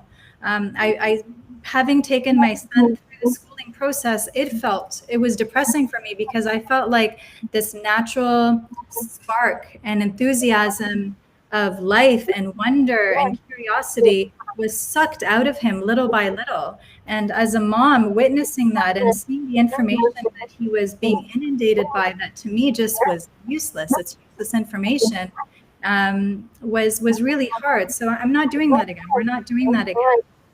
Good for you. Good for you. I homeschooled my youngest too as well, right through till they were 16. And in the UK, so many falsehoods are given to parents, like they can't get into college unless they've got their GCSEs, and it's not true. My youngest two did not get GCSEs, and they were just taken through a quick test and then placed on a course at college and one of them went on to university. But yeah, you mentioned lying like a beach whale on the beach, and yeah, that sounds quite appealing to me right now. But we don't have the luxury of being able to just sort of take some time off right now, because 2021 has a very fast moving energy. I mean, 2020 had that as well, but it was more of a dense energy in 2020. It's much lighter in 2021, but information coming out just consistently and constantly, and things happening just all the time throughout the year. And you're right, information is light, and that contains codes and triggers and keys and catalysts to your own knowing. When you get that information, that's why the 9 say that every transmission they bring forward is full of keys, codes, triggers, and catalysts. That's in information, and that's everywhere right now. Mm-hmm. Well, and I think it ties right back to what you had just finished saying, and around when we were talking about how do we work with fears and worry and stuff that was coming up. And to me, all of it is just awareness. It's like we start to pay closer attention to when we feel certain ways, and then we, rather than just burying it or building it up into something bigger than what it needs to be, we try to take a look at it. We have a conversation with it, like you said, and we use it as information to sort of guide us as to where we want to go and where do we want to make changes. And that there's no right or wrong around it. I feel like that's such a big thing. It's like, even like you're saying, if you feel like sometimes you want to go and lie on the beach like that, that's totally fine too. I mean, I love that at certain times too. I think it's just like everybody to be more aware of what these messages from our feelings and our emotions and our intuitions are constantly bringing us, and then actually acting from that place. I think that's where we get the discourse, and that's where we get the rub so much, and we start to get caught in these feelings, is because we're in some sort of misalignment with that. We're not in alignment with where our core values are. And then we start to get farther off track. So to me, when this stuff comes up, it's always just another guide to pay attention to it. Why is it stirring up? What's the information coming up? What am I supposed to look at?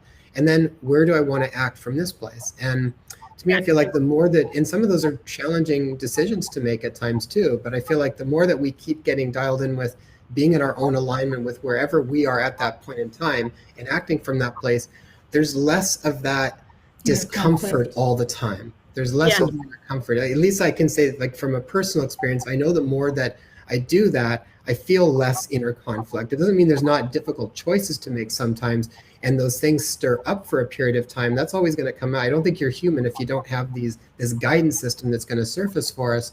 But that's then for us to choose, right? To make choices. That's part of being sovereign. Yes, and that's what 2021 is all about, making those choices. And it's important to know that anyone you hear speaking about all this stuff, like me and others, we weren't born like this, you know. Well, we were, but I mean, you know, we didn't sort of come in with all these answers.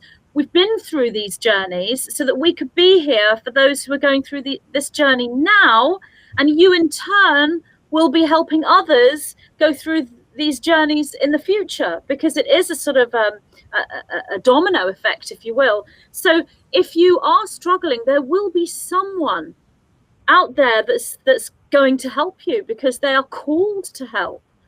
So the support is there when you are in alignment with that. And so worrying and being fearful is not wrong or bad. And it's really important to say that, because so many people who are just coming into this awakening think, oh dear, I'm feeling fear. That means I'm going to stay carbon and I'm in the wrong bifurcation and I'm not going to access my crystalline. It's not more fear and more worry. It's not about not feeling fear or worry or anger or jealousy or hatred. It's about acknowledging that you have those feelings, allowing yourself to have those feelings, but working through them with an open heart, and not allowing those feelings to take you over and make you act in certain ways that are going to then cause negative ripples into other areas of your life and to other people. It's okay to have those feelings, but it's about integrating them and working with why they're there. And if you can't do that yourself, there will be someone there in your reality that can help you with, as you say, shows like this that you're doing. That's the reason why you did this show. Yeah. So well, I think I remember in 2021. There'll be so much healing available in 2021. Yeah. That actually was a question that came up just recently too. Where was that? Well, and I think too, I remember hearing, I think it was actually the Buddha that said the next Buddha will be Sangha, which is community. So it's sort of like the next spirituality is going to be community. State of yes, that's correct. That is correct. It is community. That's how it will manifest on the physical. And it might not be what you think community is, because when I first heard this, I thought, oh, we're going to leave our homes and go and live in a community. Now, some might actually do that, but it isn't about that. It's about creating communities. And it may not be the community you're physically living in, which is why we have the sort of cyber world and the internet. And then you have spiritual community and astral community. It's community on all levels. That's the unification, true unification. And that's what this fifth dimensional new earth is based on. Well, and that question that came up prior to that was, during this bifurcation, will those of service to others still be needed as healers, counselors in our professions in the fifth dimension? And who will we be healing? So I think you kind of answered that there's actually going to be a huge need for all of those professions. Was that one that you sent me, or was that one that's just come up? It was one that just came up on one of the videos we put up just the other day. So it came up after. Can you read that to me again? During this bifurcation, will those of service to others still be needed as healers, counselors, etc. in our professions in the fifth dimension? And who will we be healing? Okay, so more than ever, you'll be needed, more than ever.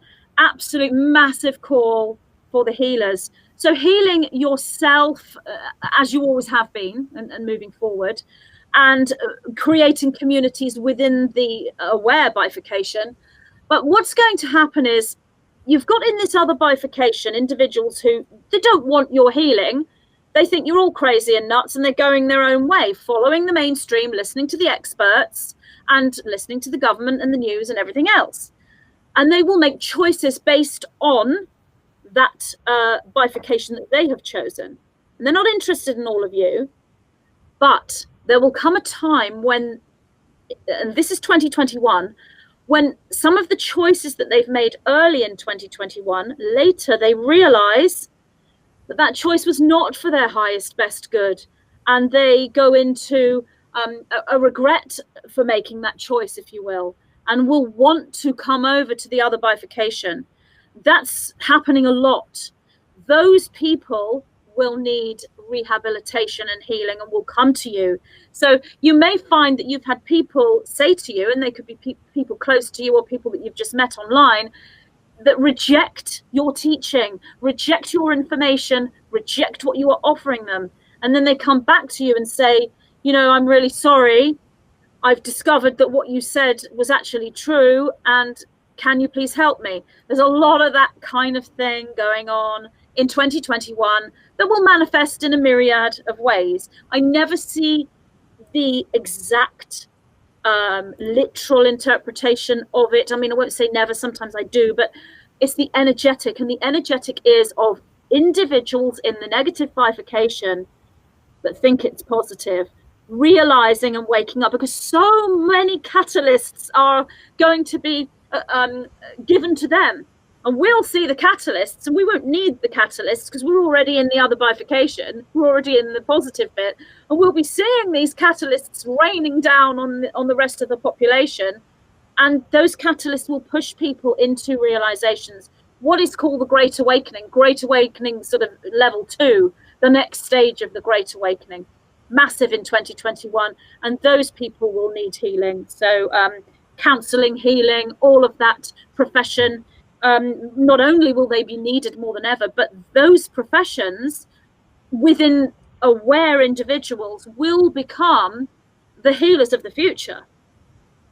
You know, the mainstream healing is going to fall by the wayside because every system has been hijacked and every system is collapsing and being rebuilt. So those in the positive bifurcation, which does include mainstream teachers and doctors, that are already in the aware bifurcation. I know teachers already that are saying to me, you know, they're teaching at a mainstream school, but what their heart is telling them to do is leave the school and start their own school. And I'm saying to them, follow your heart, do it, because that's in the new earth, that's in 2021 and beyond. Teachers, get together, do it, you know, because there's going to be call for it, because there are parents, many parents who are going to say, I'm taking my kids out of this system. What can I do? I don't really want to home educate. I want to continue with my work. Where can I take my children? And for somebody to pop up and say, well, we've just started up a school, great. And it will happen synchronistically. Mm-hmm. It's all about synchronicity. You will magically bump into the teachers, you will find your pupils. Mothers, you will find the teachers. It's all there. We have to believe and know that this synchronicity is new earth. I bumped into someone the other day. We went out for lunch on our last day before they sort of changed the tier system here in the UK. We went out for lunch, and a lady came over to me and she said, right at the end of the meal, and she said, oh, I just had to come and say hello to you. You're Magenta Pixie, aren't you? I follow your videos and I'm in your Facebook group. And I said, oh, hello. You know, we took our we hugged each other and you know, spoke to each other, and we both said, this is new earth. This is new earth. It's not the place, it's not the restaurant, it's us meeting each other. And she said, yes. And she said, now I know it's real. To bump into you today, I've now got proof of new earth. I've got proof that what you're saying is happening. Because from her perspective, it's like, I can't believe I bumped into Magenta Pixie. And it was lovely. And it was like that magical meeting. It's like you meet a kindred spirit. We are, that's the community. It's in the hijacked system, but it's like we're creating a dimension above that. And wherever you go, if you are lining up with that in your heart, you will meet someone in that aware bifurcation until eventually, and this is all happening in 2021, your life becomes movement in that positive bifurcation. And whilst you can see the other bifurcation, it isn't coming into your reality. But don't worry if it does, because if it does, there's a lesson there to learn. But there will come a time when you aren't living in the negative bifurcation at all. You're simply observing it happen around you. This is why when people say to me, when will New Earth happen? When will the old order fall away? When will we start experiencing New Earth? There is no time period as to when all this will end and start anew. Because for those in that positive bifurcation, it's now. But for those who are in the negative bifurcation, it could be a decade. You know, I mean, it depends how long it takes them to work with their triggers and go into the awakening. But for you who are in there now, New Earth is here now. It's here now. And it's not just schools, you know, it's businesses and shops and finance and health and everything in New Earth, media, all of it. It's already, we've had the seed since 2012 planted, and now we saw the breakdown of the collapse of the system. We saw all of that manifest in 2020, and 2021 is about the rebuilding of that, the restructuring of the new, which is New Earth. But that doesn't mean the collapse has finished. The collapse is still going on. So New Earth and Old Earth are simultaneously coexisting at the moment in this bifurcation for now. And what we need to do really is don't bypass away from the suffering of it and appear to be like someone who doesn't care about what's going on. Because from the perspective of those in that other side of the bifurcation, it's a complete breakdown of their reality, and it's awful, and we must be compassionate and understanding for that. But we can't help them if we sit in horror at everything we see. Like, oh, that's awful, oh, that's terrible, oh, you poor thing. Yes, we can be compassionate, but if we are drawn in with our emotions, if we're drawn into everything that we see that's happening to those asleep individuals, we can't help them. But where we can help them from is our state of joy. And it isn't about bypassing, it's about creation. You can't create New Earth unless you're in joy. So we must see the fun in this. Even though, yes, what's happening is dreadful. And yes, there's been a planetary attempt, at us and all the words you want to use against us. But there's fun in there. And that is the community and the creation of New Earth. And when we find the fun and we raise the vibration, then we move from carbon to crystalline, and then we become master healers to help everyone else, not just individually, but the whole planet. And that's a big one, because I did a show the other day and I said a similar thing, and that one of the comments was, you guys, what was it they said? You guys, I can't believe the stuff you're saying. Humanity is on the brink, and all you are professing is happiness, happiness, happiness, sugar, sugar, sugar, light, light, light. It's all sweetness and light when humanity is on the brink. And that is not a correct interpretation of what these teachers out there are doing. This is about manifestation leading to freedom. We are assisting humanity from being on the brink. How can we help humanity on the brink? By sitting there saying, isn't what's going on dreadful? Isn't it awful? Isn't it terrible? Let's all cry and let's all get frustrated and angry. How can we help anyone from there? Manifestation doesn't happen from there. All that you'll manifest is more of the same. If we want New Earth, we need to manifest New Earth, and it has to come from the higher heart. And that isn't not being compassionate, it's the opposite. Yeah. I think that's really important. There might be. Okay. I think too, the difference between avoiding and bypassing is very different from, like, even one of the platforms that we created to provide assistance is Adventures in Joy. And it's not that we're bypassing, we're actually diving right into the shadows, we're diving right into our trauma, and we're starting to conjure up all that deep-seated hurt so that we can start to see it and begin the clearing and the healing process. So I think even a lot of us who are talking about the joy and the bliss and the gratitude, we haven't bypassed any of it. We've done the shadow work. We have experienced the dark night of the soul. We have experienced years of depression, anxiety.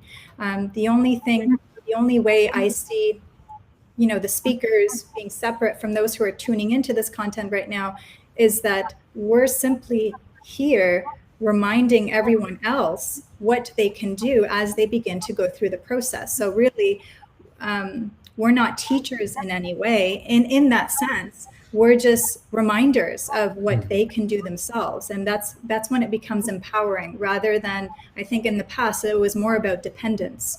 Whereas now it's more, we're just empowering each other.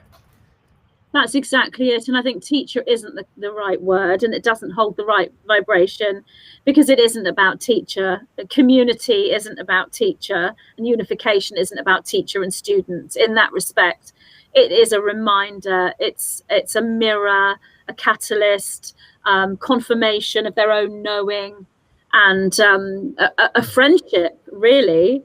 I mean, it doesn't matter if you're speaking, if you're interviewing a speaker, you are at one with all the listeners. You're a circle with everybody in that product of creation. So you're correct in saying that, and that's important. And we have all been through this. We've been through the shock of discovering what's going on, and the horror of finding everything out. And we've been through, as you say, the dark night of the soul, and dealt with all those negative emotions. And we just went through it years and years ago, so that we could be ready for now. And each one of us will have had other teachers, if you will, gurus, helpers, people that we admire that would have helped us, whether they're non-physical beings, or whether it's an actual person who lived 100 years ago and we've read their books, or whether it's someone that we know. We're all kind of taking the same path, but just at different times. Mm-hmm. Well, like you said, when someone, that comment that person had made to you guys, it's so much just perspective. And I do feel like, a lot of times they think, well, if you're looking at this and this is what's actually going on, then you're living in some dreamland. But it's like, it's just so not what the feeling is. The feeling is you can see both parts very clearly, but you're making a conscious choice on where you want to direct your focus. And that's what's ultimately what's going to move us in that direction anyways. It's like we talk about in Adventures and Joys. It's like joy is always there somewhere. You just have to kind of look for it, right? It's always there somewhere. It just depends on perspective. And it's like we talked about before, the analogy of like the seed, it's like the seed breaking apart and crumbling. And it looks like if that's all you're focusing on, then you think that the world is absolutely destroying as you know it. But if you're kind of focusing on what's going to come next, you're looking at the new growth that's going to happen, and then the life that's going to come out of it. So it's perspective, And what's beautiful now, speaking of community and New Earth, we're actually seeing community within New Earth start to blossom even within our live comments here, because people are talking about certain experiences, and other people are saying, oh, I've had similar experiences. So it's beautiful to see. Excellent.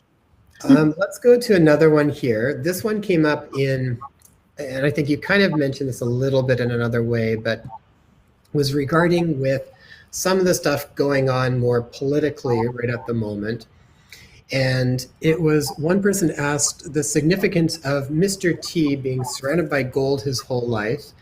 And another one that came up that we haven't talked to you about yet, but it was along the same lines, just depending on what goes on, who gets in office, whatever happens with that,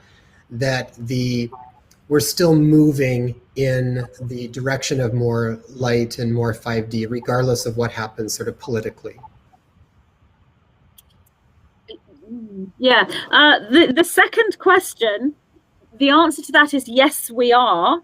However, if the reality were to manifest where Mr. T was not reseated, then we are looking at a much longer delay.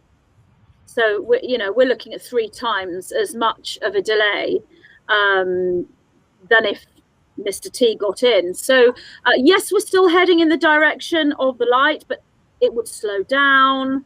and the dense hijacking would continue, and it would be an extremely challenging time, and also the movement into crystalline would not be smooth. It would be extremely difficult to manifest the crystalline.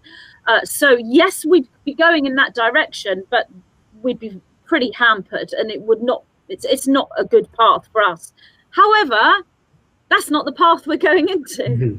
And I tell you now that the lightness for 2021 wouldn't be there if we were having that reality. We'd still be in the dense heaviness, and 2021 wouldn't have gone from this dense energy in 2020 into light. It would have gone down into more density. It hasn't. So that's not the reality we're going into. Oh, sorry, I've just poured my drink everywhere. That's not the reality that we're going into. So there's no need to be concerned about that timeline. It's interesting to look at it and to see how it would be. But no, it will be Mr. T that is reseated. I mean, that is the set reality, and we are very close to finding all that out on the physical level. And so the other question about Mr. T, what's the significance of Mr. T being surrounded by gold his whole life? I mean, to be honest with you, I didn't even know he was. I mean, I realized that his home had lots of gold color, but it's not something that I'd ever really thought about. But I did ask the 9, and this is what they said. From a financial point of view, it is simply a tool that was needed to complete his personal mission. So that's the monetary side of gold. From the perspective of the color of the ray, the golden ray, this is regarding abundance for all. So he who is surrounded by gold has, if you will, the Midas touch, and makes the individual and personal choice to either keep it to himself, the service to self path, or share with others, the service to others path. So anyone who is given, gold physically or metaphorically in abundance, and it's there all the time throughout their life, would be said to have the Midas touch. Now, the negative side of that is greed, and the positive side of that is using that for good. So that choice would have been given to any soul who is in that position. And many choose the service to self path and the greed because they think, well, I want the power that comes with this. There aren't many souls that would think, well, I have this. What can I do with this? How can I turn this into something that benefits everyone? But of course, Mr. T did make the service to others choice. If you are learning about Mr. T via mainstream presentation, then you will think he's the opposite because it's an inverted presentation. But the truth is he made the service to others choice. So if you will, the Midas touch makes the individual and personal choice to keep to himself, STS, or to share with all others, STO, service to others. The gold therefore signifies not only abundance for all, but liberty for all through crystalline activation, which is triggered by the golden mean golden equation. It is therefore a frequency code given to one who stands as a destined shareable service to others entity. So it isn't just about the color as in abundance or making a choice. It's the crystalline activation, because that's what happens within you. To activate the crystalline activation, you open the heart to bliss, and the emotion of bliss, if it's measured, it would be measured as the golden mean golden equation, the Fibonacci sequence. That's what the bliss measurement would be, and that is what activates the crystalline. So it's a frequency code given to one who stands as a destined, shareable service to others entity. So what that means is it's their destiny. So they would have chosen this before they were born with the pre-incarnate blueprint. Shareable, meaning absolutely service to others. But what you go through in your reality, you'll be sharing with many, many people. So that means you are likely to be well known in your incarnation, whether it's in politics or wherever it may be, but well known as a service to others individual, because there are many well-known service to self individuals, but they're not shareable. They're not sharing their matrix, their DNA structure, and their mind energy and their consciousness with the world. They're holding it within and using it to control the world. So individuals who are shareable, service to others, are sharing their entire energy field and their knowing and their own triggers and catalysts and energies, which is what I do as a channel, and this is what Mr. T is doing. Service to others entity, so that speaks for itself. So that's what the 9 said to me about the significance of gold. But it's a great question because it's not something I had ever thought of. You know, it's really interesting. I was in grade 11, and my English teacher at the time told us a story that she came into class one day and said, you know, I have something really interesting to share with you.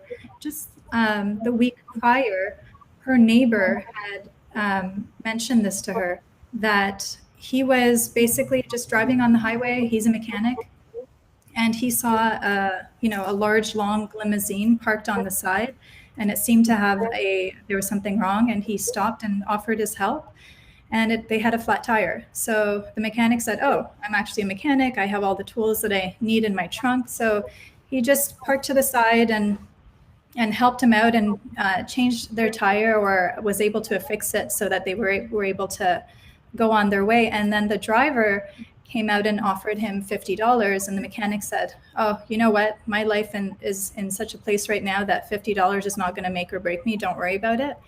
And a few days later, the neighbor he got a call from the bank, because the bank manager knew him within the community, and he called him and said, I just wanted to let you know that you had a large sum of deposited in your bank account, and I want you to come in. And he went in, and sure enough, Mr. T had bumped $10,000 into his bank account. Well, that doesn't surprise me at all. Not at all. Like I said, that's a service to others individual. And when I first looked at his energy field after he, won in 2016, I could see that. And so everything that was being said about him was just, it was so obvious what was happening because of the inversion. They don't just invert systems or places or consciousness, but they will invert the presentation of a specific person if that person is standing, or a group is standing against their agenda and is directly in the way, which is where Mr. T is. He's directly in the way of the agenda. In fact, he's so in the way that he's actually prevented many aspects of the agenda from going ahead, and they've had to create detours around him and come up with new last-minute plans, and he's sort of, standing in the way of many of them. So much has gone on behind the scenes, but yeah, that story doesn't surprise me at all. Magenta will kind of sum things up here as we're going along here, but one that came up by Kim was, what is your view on flat Earth versus sphere that's out there right now? There's been lots of that actually that's come up the last while. I'm curious to hear what you have to say about that too. Yeah, I mean, that's another one that could be spoken about for multiple books and lifetimes. Yeah. The 9 have spoken on this before in one of the books that I transcribed from them, and also in a video, but I've presented this to the 9 again in response to this question. So this is what they said. What's your view on flat Earth versus the sphere? The first thing they said is, the response to this is immaterial and irrelevant to your ascension process. So they do tend to say that when it is irrelevant. And for your planetary body is neither both spherical and flat, nor is it either spherical or flat. So it's neither and both, basically, is what they're saying. It is a living, breathing, conscious entity who chooses its own form at will. When planetary systems are birthed in full source alignment, they are spherical. Many have odd oval or egg-like shapes if their birthing is within and out of alignment to source galaxy. Some are birthed as spherical, but undergo changes due to galactic and universal influences over many eons, which is that which has occurred to your planet that you call Earth. One could say damage occurred due to galactic extraterrestrial wars, but this is a most crude explanation. Many of you, whilst you perceive yourselves to be on the same planet and within the same vicinity, are actually existing within different dimensions and therefore are upon different planets. A planet is simply the physical expression of a dimension. Therefore, you choose the dimension you reside within, and therefore you choose the geometric presentation or shape of your own planet. So that's what they're saying here, and that's why it's irrelevant, apart from if you want to be a person who is in alignment with the planet you are on and the dimension you are within. But when it comes to ascension, we're choosing the dimension, which is a fifth dimensional reality. That is a reality of being a creator God, a creator being, a unification.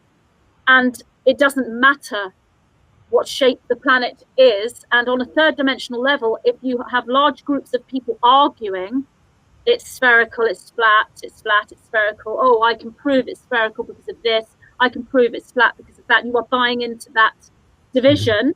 And you also need to be aware that while synchronicity is one thing and comes in as guidance, also your belief system, when cohesive and powerful energetically, your belief system can create a response within your reality from the universe that gives you proof of your own belief. This is why it's so difficult to shift people from the negative bifurcation, because they have proof continuously of their belief. The vaccine, the pathogen, they, the locking down, they have proof that all of this is correct. They're getting proof because they're creating the proof. And we do the same thing, but it's more synchronistic within those in the aware part of the bifurcation. So if you believe wholeheartedly that you live on a flat plane of an Earth, you will get proof to that. And if you believe your Earth is spherical, you'll get proof to that. But as the 9 are saying, it is neither and it is both. I mean, I could go through that and analyze it, but it takes so long. So I think I'll just leave the response to that there. But that's basically their response. So, it's both. Let's embrace all the flat earthers and all the round earthers. We love them all. Okay, Go so ahead. should we ask something about the children? Mm-hmm. Okay, so the urge to pack and leave or to seek like-minded, I think we kind of addressed that. Yeah, right? I think okay, so I'll go on. Beth, I think we've addressed that already, so we'll go to the next one. For awakening of our loved ones, how old can a child be for a parent to be allowed to still do something on their behalf, pray, request polarization for them, etc.? Teenagers are in denial and programmed through games and media. So I want to know, at what age do we need to respect their free will and not intervene? Is that at age 12, 18, 21, so on? That's from Izzy. Thank you, Izzy. My niece is called Izzy. Okay, so this is what the 9 have said to that question. This will be different for each child or young adult, and a perceptive parent will know and understand the rhythms of their own child. 18 to 21 is a general estimation. Not all teenagers are in denial. Important to know. Many are more astute and awake than their parents. Regarding technology-created games and artificial intelligence through gaming specifically, some are programmed, yes, others are activated through these. All systems have both polarities running through them, as your reality is now bifurcated since the 21st of the 12th, 2020. So parents, you will know when your child is ready. 18 to 21 is a rough guided estimate. Every child will be different. Many teenagers are in denial, as Izzy is saying, but not all of them are, and some are more astute than their parents and have a whole different dynamic going on, because you have starseed teenagers and sleeping parents. So there's different types of dynamics in families all across the world. And then gaming, yes, massive control going on there, using gaming to control and to brainwash. And yet there's a whole bunch of young adults and teenagers activated because the light is coming in through dark systems. So although there's a hijacking of the light systems, the light is coming in through dark systems. So what may be engineered as a controlled tool within the form of a computer game or a gaming console game, the light is coming in with certain symbols and geometries and experiences within the game. And it will depend on the receptivity of the gamer as to how they perceive the game they're playing. Are they allowing it to dumb them down? The whole sort of gaming thing in itself is changing the brainwaves to make them more susceptible to being brainwashed. And yet there are others that are being woken by the game. They are being activated by the game and going to sleep and having dreams and dreaming about what's happened in the game and coming into realizations. So it's never just one thing, and there's never an answer. I couldn't say to you to that question, oh, it's 18. It's it may be 18 for many, but for some it could be 10. For others, they may not be ready until they're 30. I mean, who knows? But a perceptive parent will know and understand the rhythm of their own child, and I think that's the most important thing there. Be a perceptive parent, and that means being very unified with your child at all times, even when they're adults. That was great, Magenta, and that's even around video games. I think that's such an important point. It ties back again to, we're so used to polarizing things. We want things to be right or wrong or good or bad, and what we're kind of seeing over and over again is that it's like all of it has the flip sides of the coin. It's like you just have to kind of almost pay attention in the moment, see where things are going, and then just sort of know that we only know one little piece and there's this bigger part going on, because I think that's fascinating. And I can see some stuff where I think that the kids are having a rough time with video games, and I can see where it causes troubles. And then I do get with some of the stuff that's going on where it's probably waking them up in a certain way, and it's causing them to think way outside of the box. And in some of and I could see where that could activate. I think that's a really neat point, because I think that's something that a lot of times as parents get very polarized views on certain things like that. So again, it just is like, if we start to feel overly polarized, we're missing something in the middle. And we actually had a really great conversation with Lee Carroll, who channels Cryon, and he's written a number of books on indigo children. And that episode, I think, comes out in 1st of March. And we get into that a fair bit around that with starseed children and parents, and them teachers for us in many ways. And it'll fill in some other gaps around this for people too. Excellent.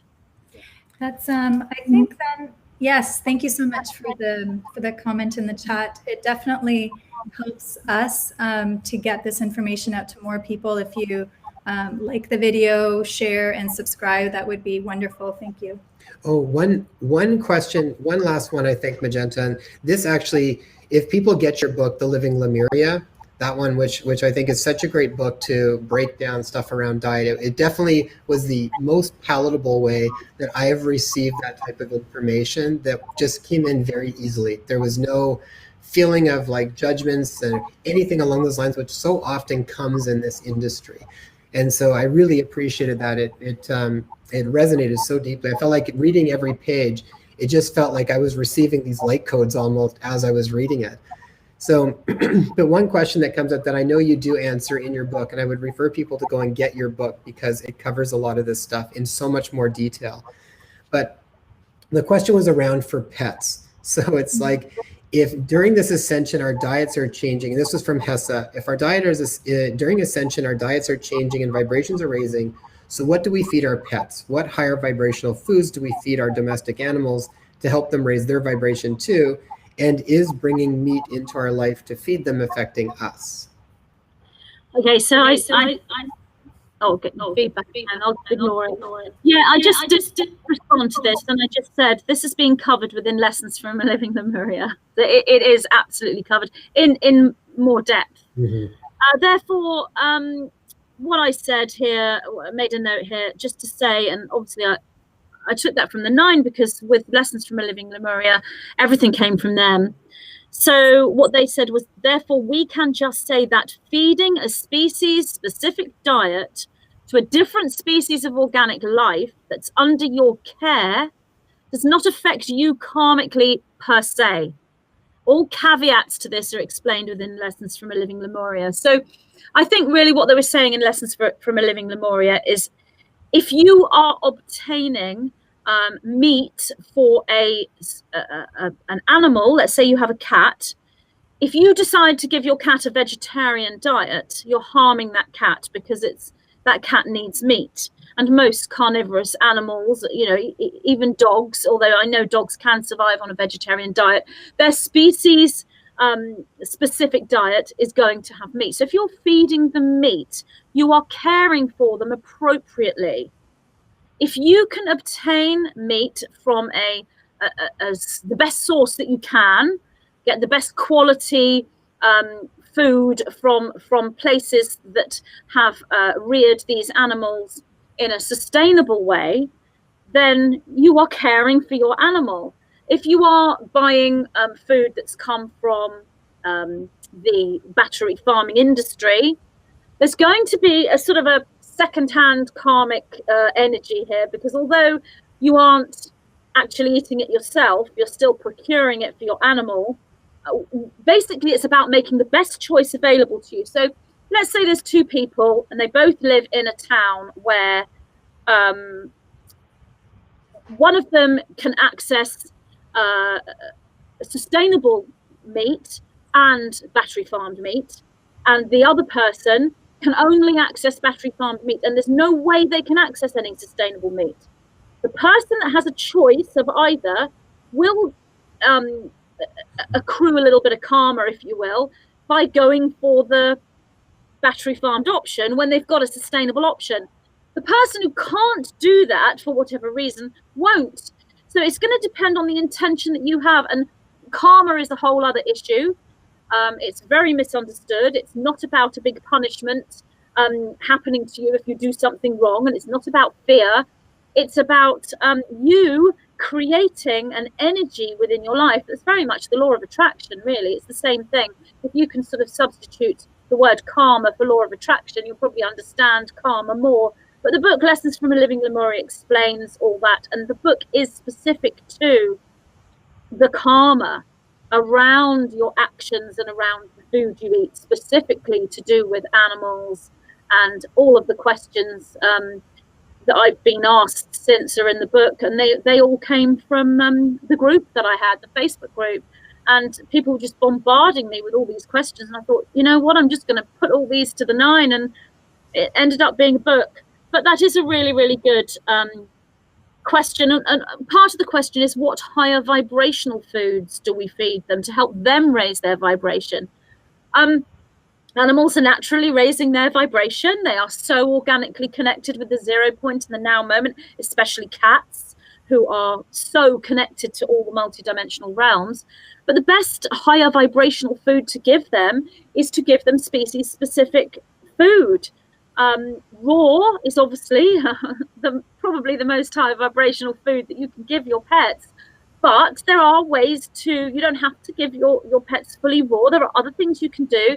You can buy grain-free, really good quality, meal. Go to the local pet shop, do some research. There's lots of really good quality pet foods out there. And again, trusting your heart, just like being a parent. A perceptive parent knows the rhythm of their child. Well, a perceptive pet owner knows the rhythm of their pet as well.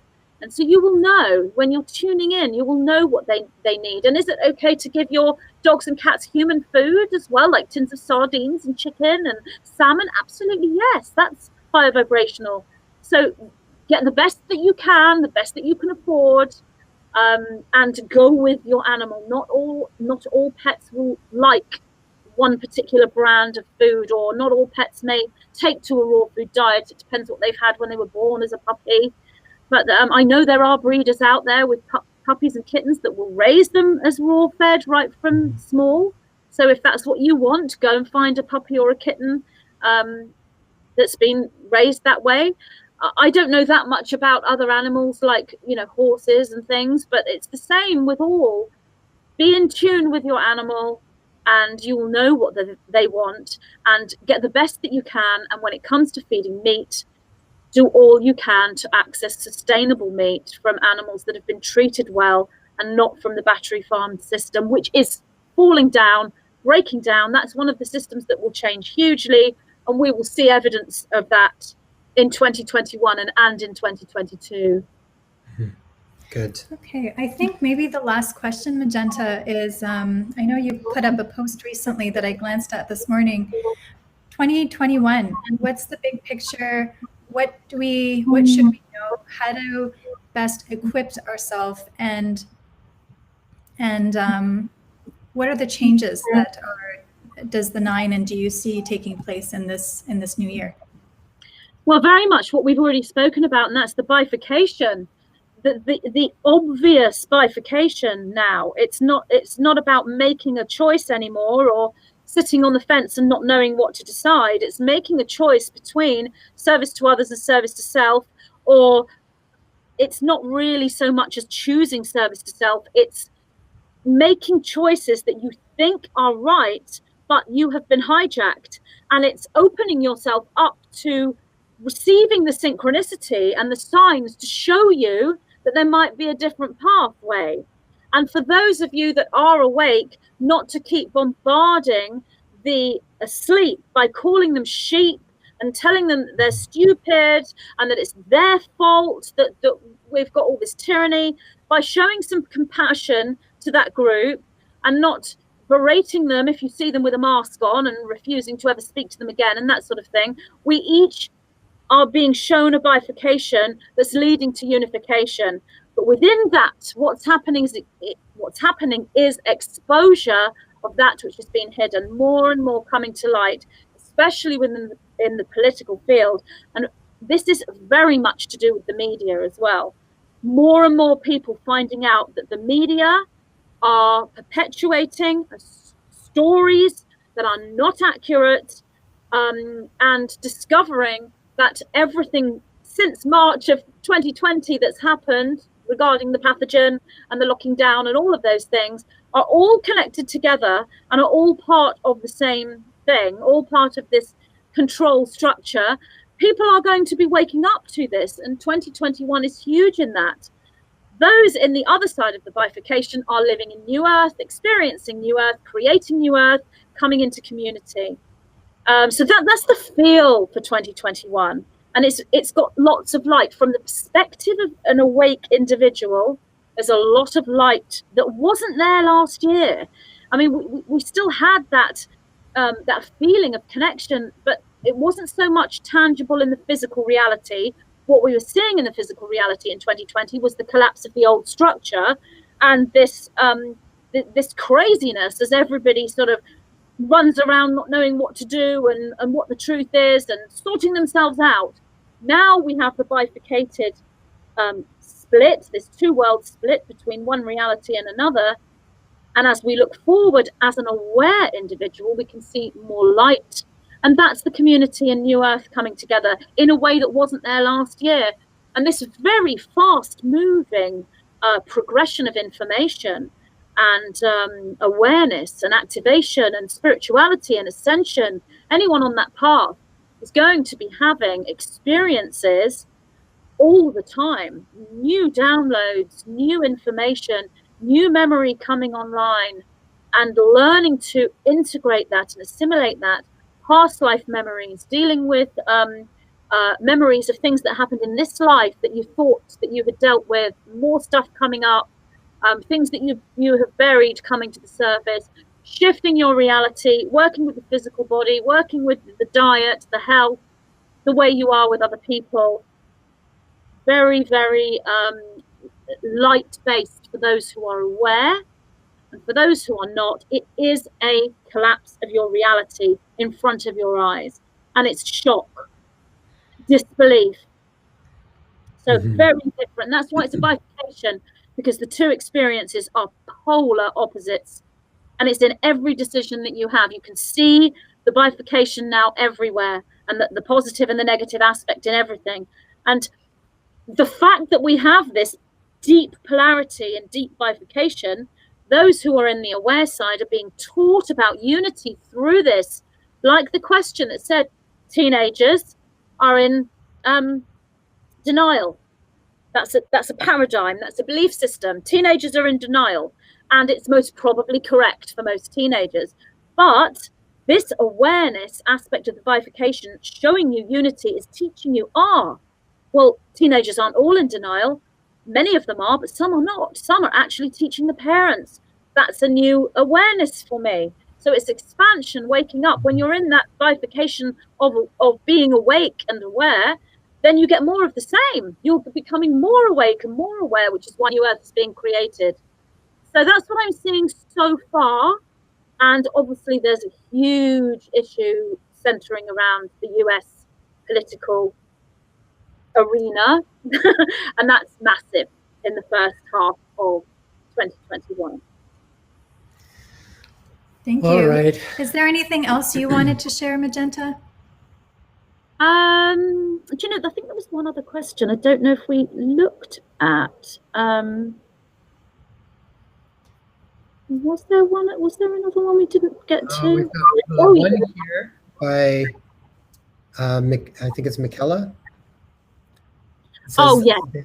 Yeah, so it says, hi, since you said that 2021 would involve lots of healing work, and you revealed 3 methods that were given to you by the 9, is there a chance that you thought of a way for people to learn these?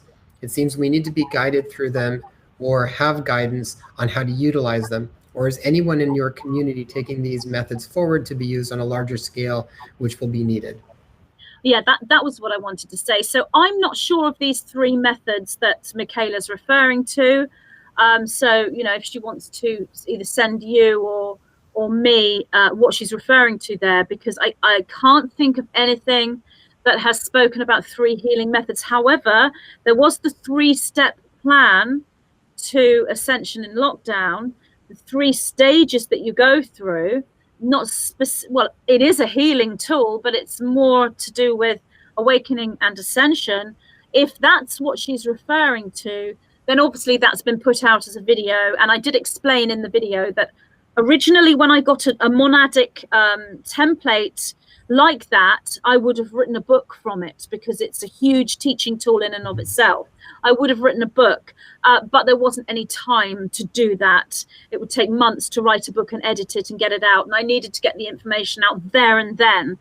So I may well come back to that at some stage and turn that into a book, because it is a really good basic 3-step plan to ascension. And the consciousness awareness that you go through, step 1, step 2, step 3. So that's on a video on my YouTube channel. And yes, I probably would take that forward. But I feel I got as much out as I could in a comprehensive way in that video. But I did ask the 9 to talk about the healing specifically. And the 9 said, it's not that 2021 will involve lots of healing work per se. It is that as many individuals switch from a negative path choice, the negative bifurcation, to a positive one through epiphanies and realizations, healers will be called upon to assist these individuals. We have already spoken about that. So healing work per se has always been needed, and it's not necessarily any higher or in any greater demand than it has been in previous years as a modality, because it's always been there since the beginning of time. But what changes in 2021 is it becomes more exposed, because for the majority of people in that negative bifurcation, it's, oh, well, let's go to the doctor, you know, the mainstream healing. They don't really hear about the other forms of healing that have been around since the beginning of time. those forms of healing become far more exposed now, and people will turn to them, especially with the whole Maxine plan. There isn't anywhere for people to go if there are problems with the Maxine. So they're going to be looking for help in the area of people who are awake. So it becomes more exposed, but it becomes more specific as well, as in people having, I won't say made a mistake, because nothing ever is a mistake, but people having made a choice within that hijacked path, realizing through an epiphany that it isn't the choice that they would have liked to have made, and finding a way to deal with it. That seems to be what is specific in 2021. And what I will say, and I probably said this before in our last chat, is you can detox from the Maxine. That's true. You can detox from the adjuncts and some of the other ingredients. But when it comes to an RNA change at that deep cellular level, that cannot be undone or reversed. It will have to be lived with. But if it even gets that far, because it looks as though that whole plan is going to fall apart along with everything else, so it will never be global, only ever be in small pockets. But even so, it still creates a lot of demand from the healers who are aware.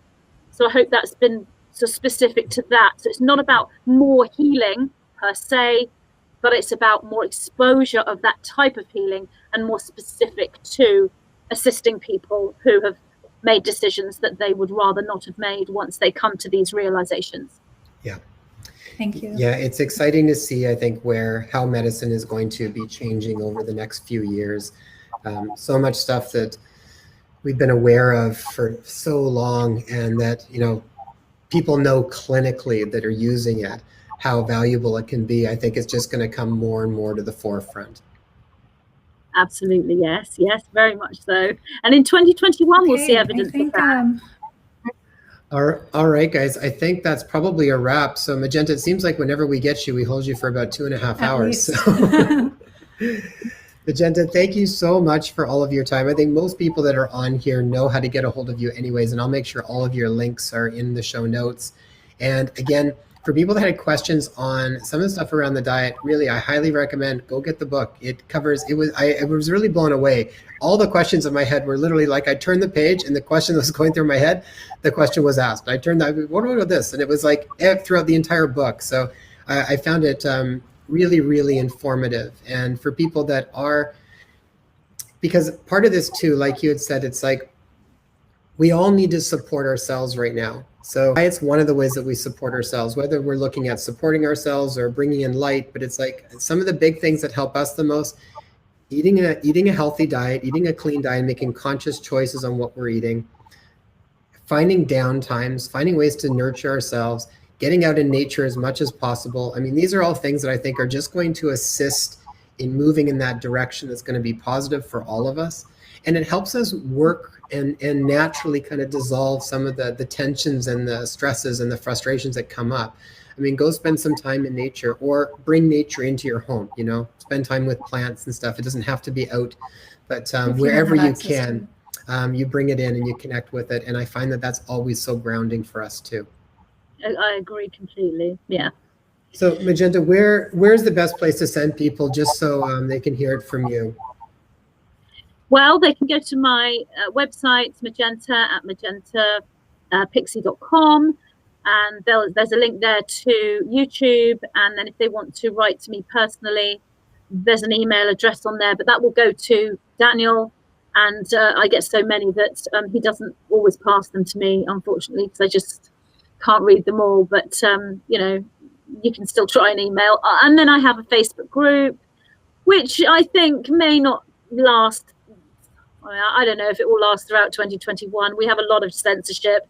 I've just had my other Facebook account go down, and I've now made a new one.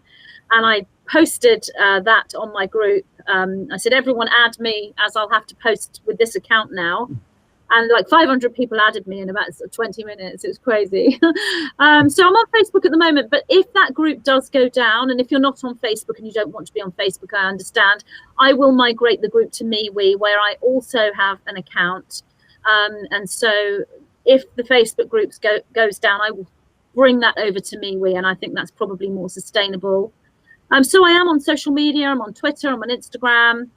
And as I said, you can find the email for me on the website. And that will also give you a link to the YouTube.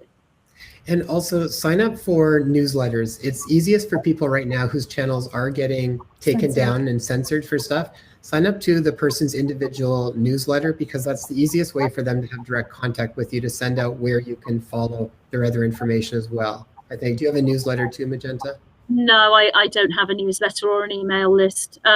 So my website's the best place, really, magenta@magentapixie.com. Yeah. And I'm on Telegram as well, and I post lots of updates on there. But yeah, I think a newsletter is just a whole load of more work. And I've got so much on, really. There's lots of love and gratitude radiating out of our live chat as well for Magenta. Thank you, everyone. Magenta, thank you so much. We love you tons. I did want to mention too, Magenta, so we're going to be featuring or launching Lori Ladd's episode tomorrow, and her live chat is going to be next Saturday. And I'm looking forward to having Magenta back probably in February or early March for the roundtable discussion with a number of our guests. Yeah, we're coordinating, so we'll get a bunch of our guests all together and we'll kind of chat about it, see what's going on, pass some topics around and get input from everybody, and let the panelists all get to know each other too. So it'll be fun. Thanks everyone for joining in. We love you, Magenta. Thank you for your time. Thank you so much. Thank you.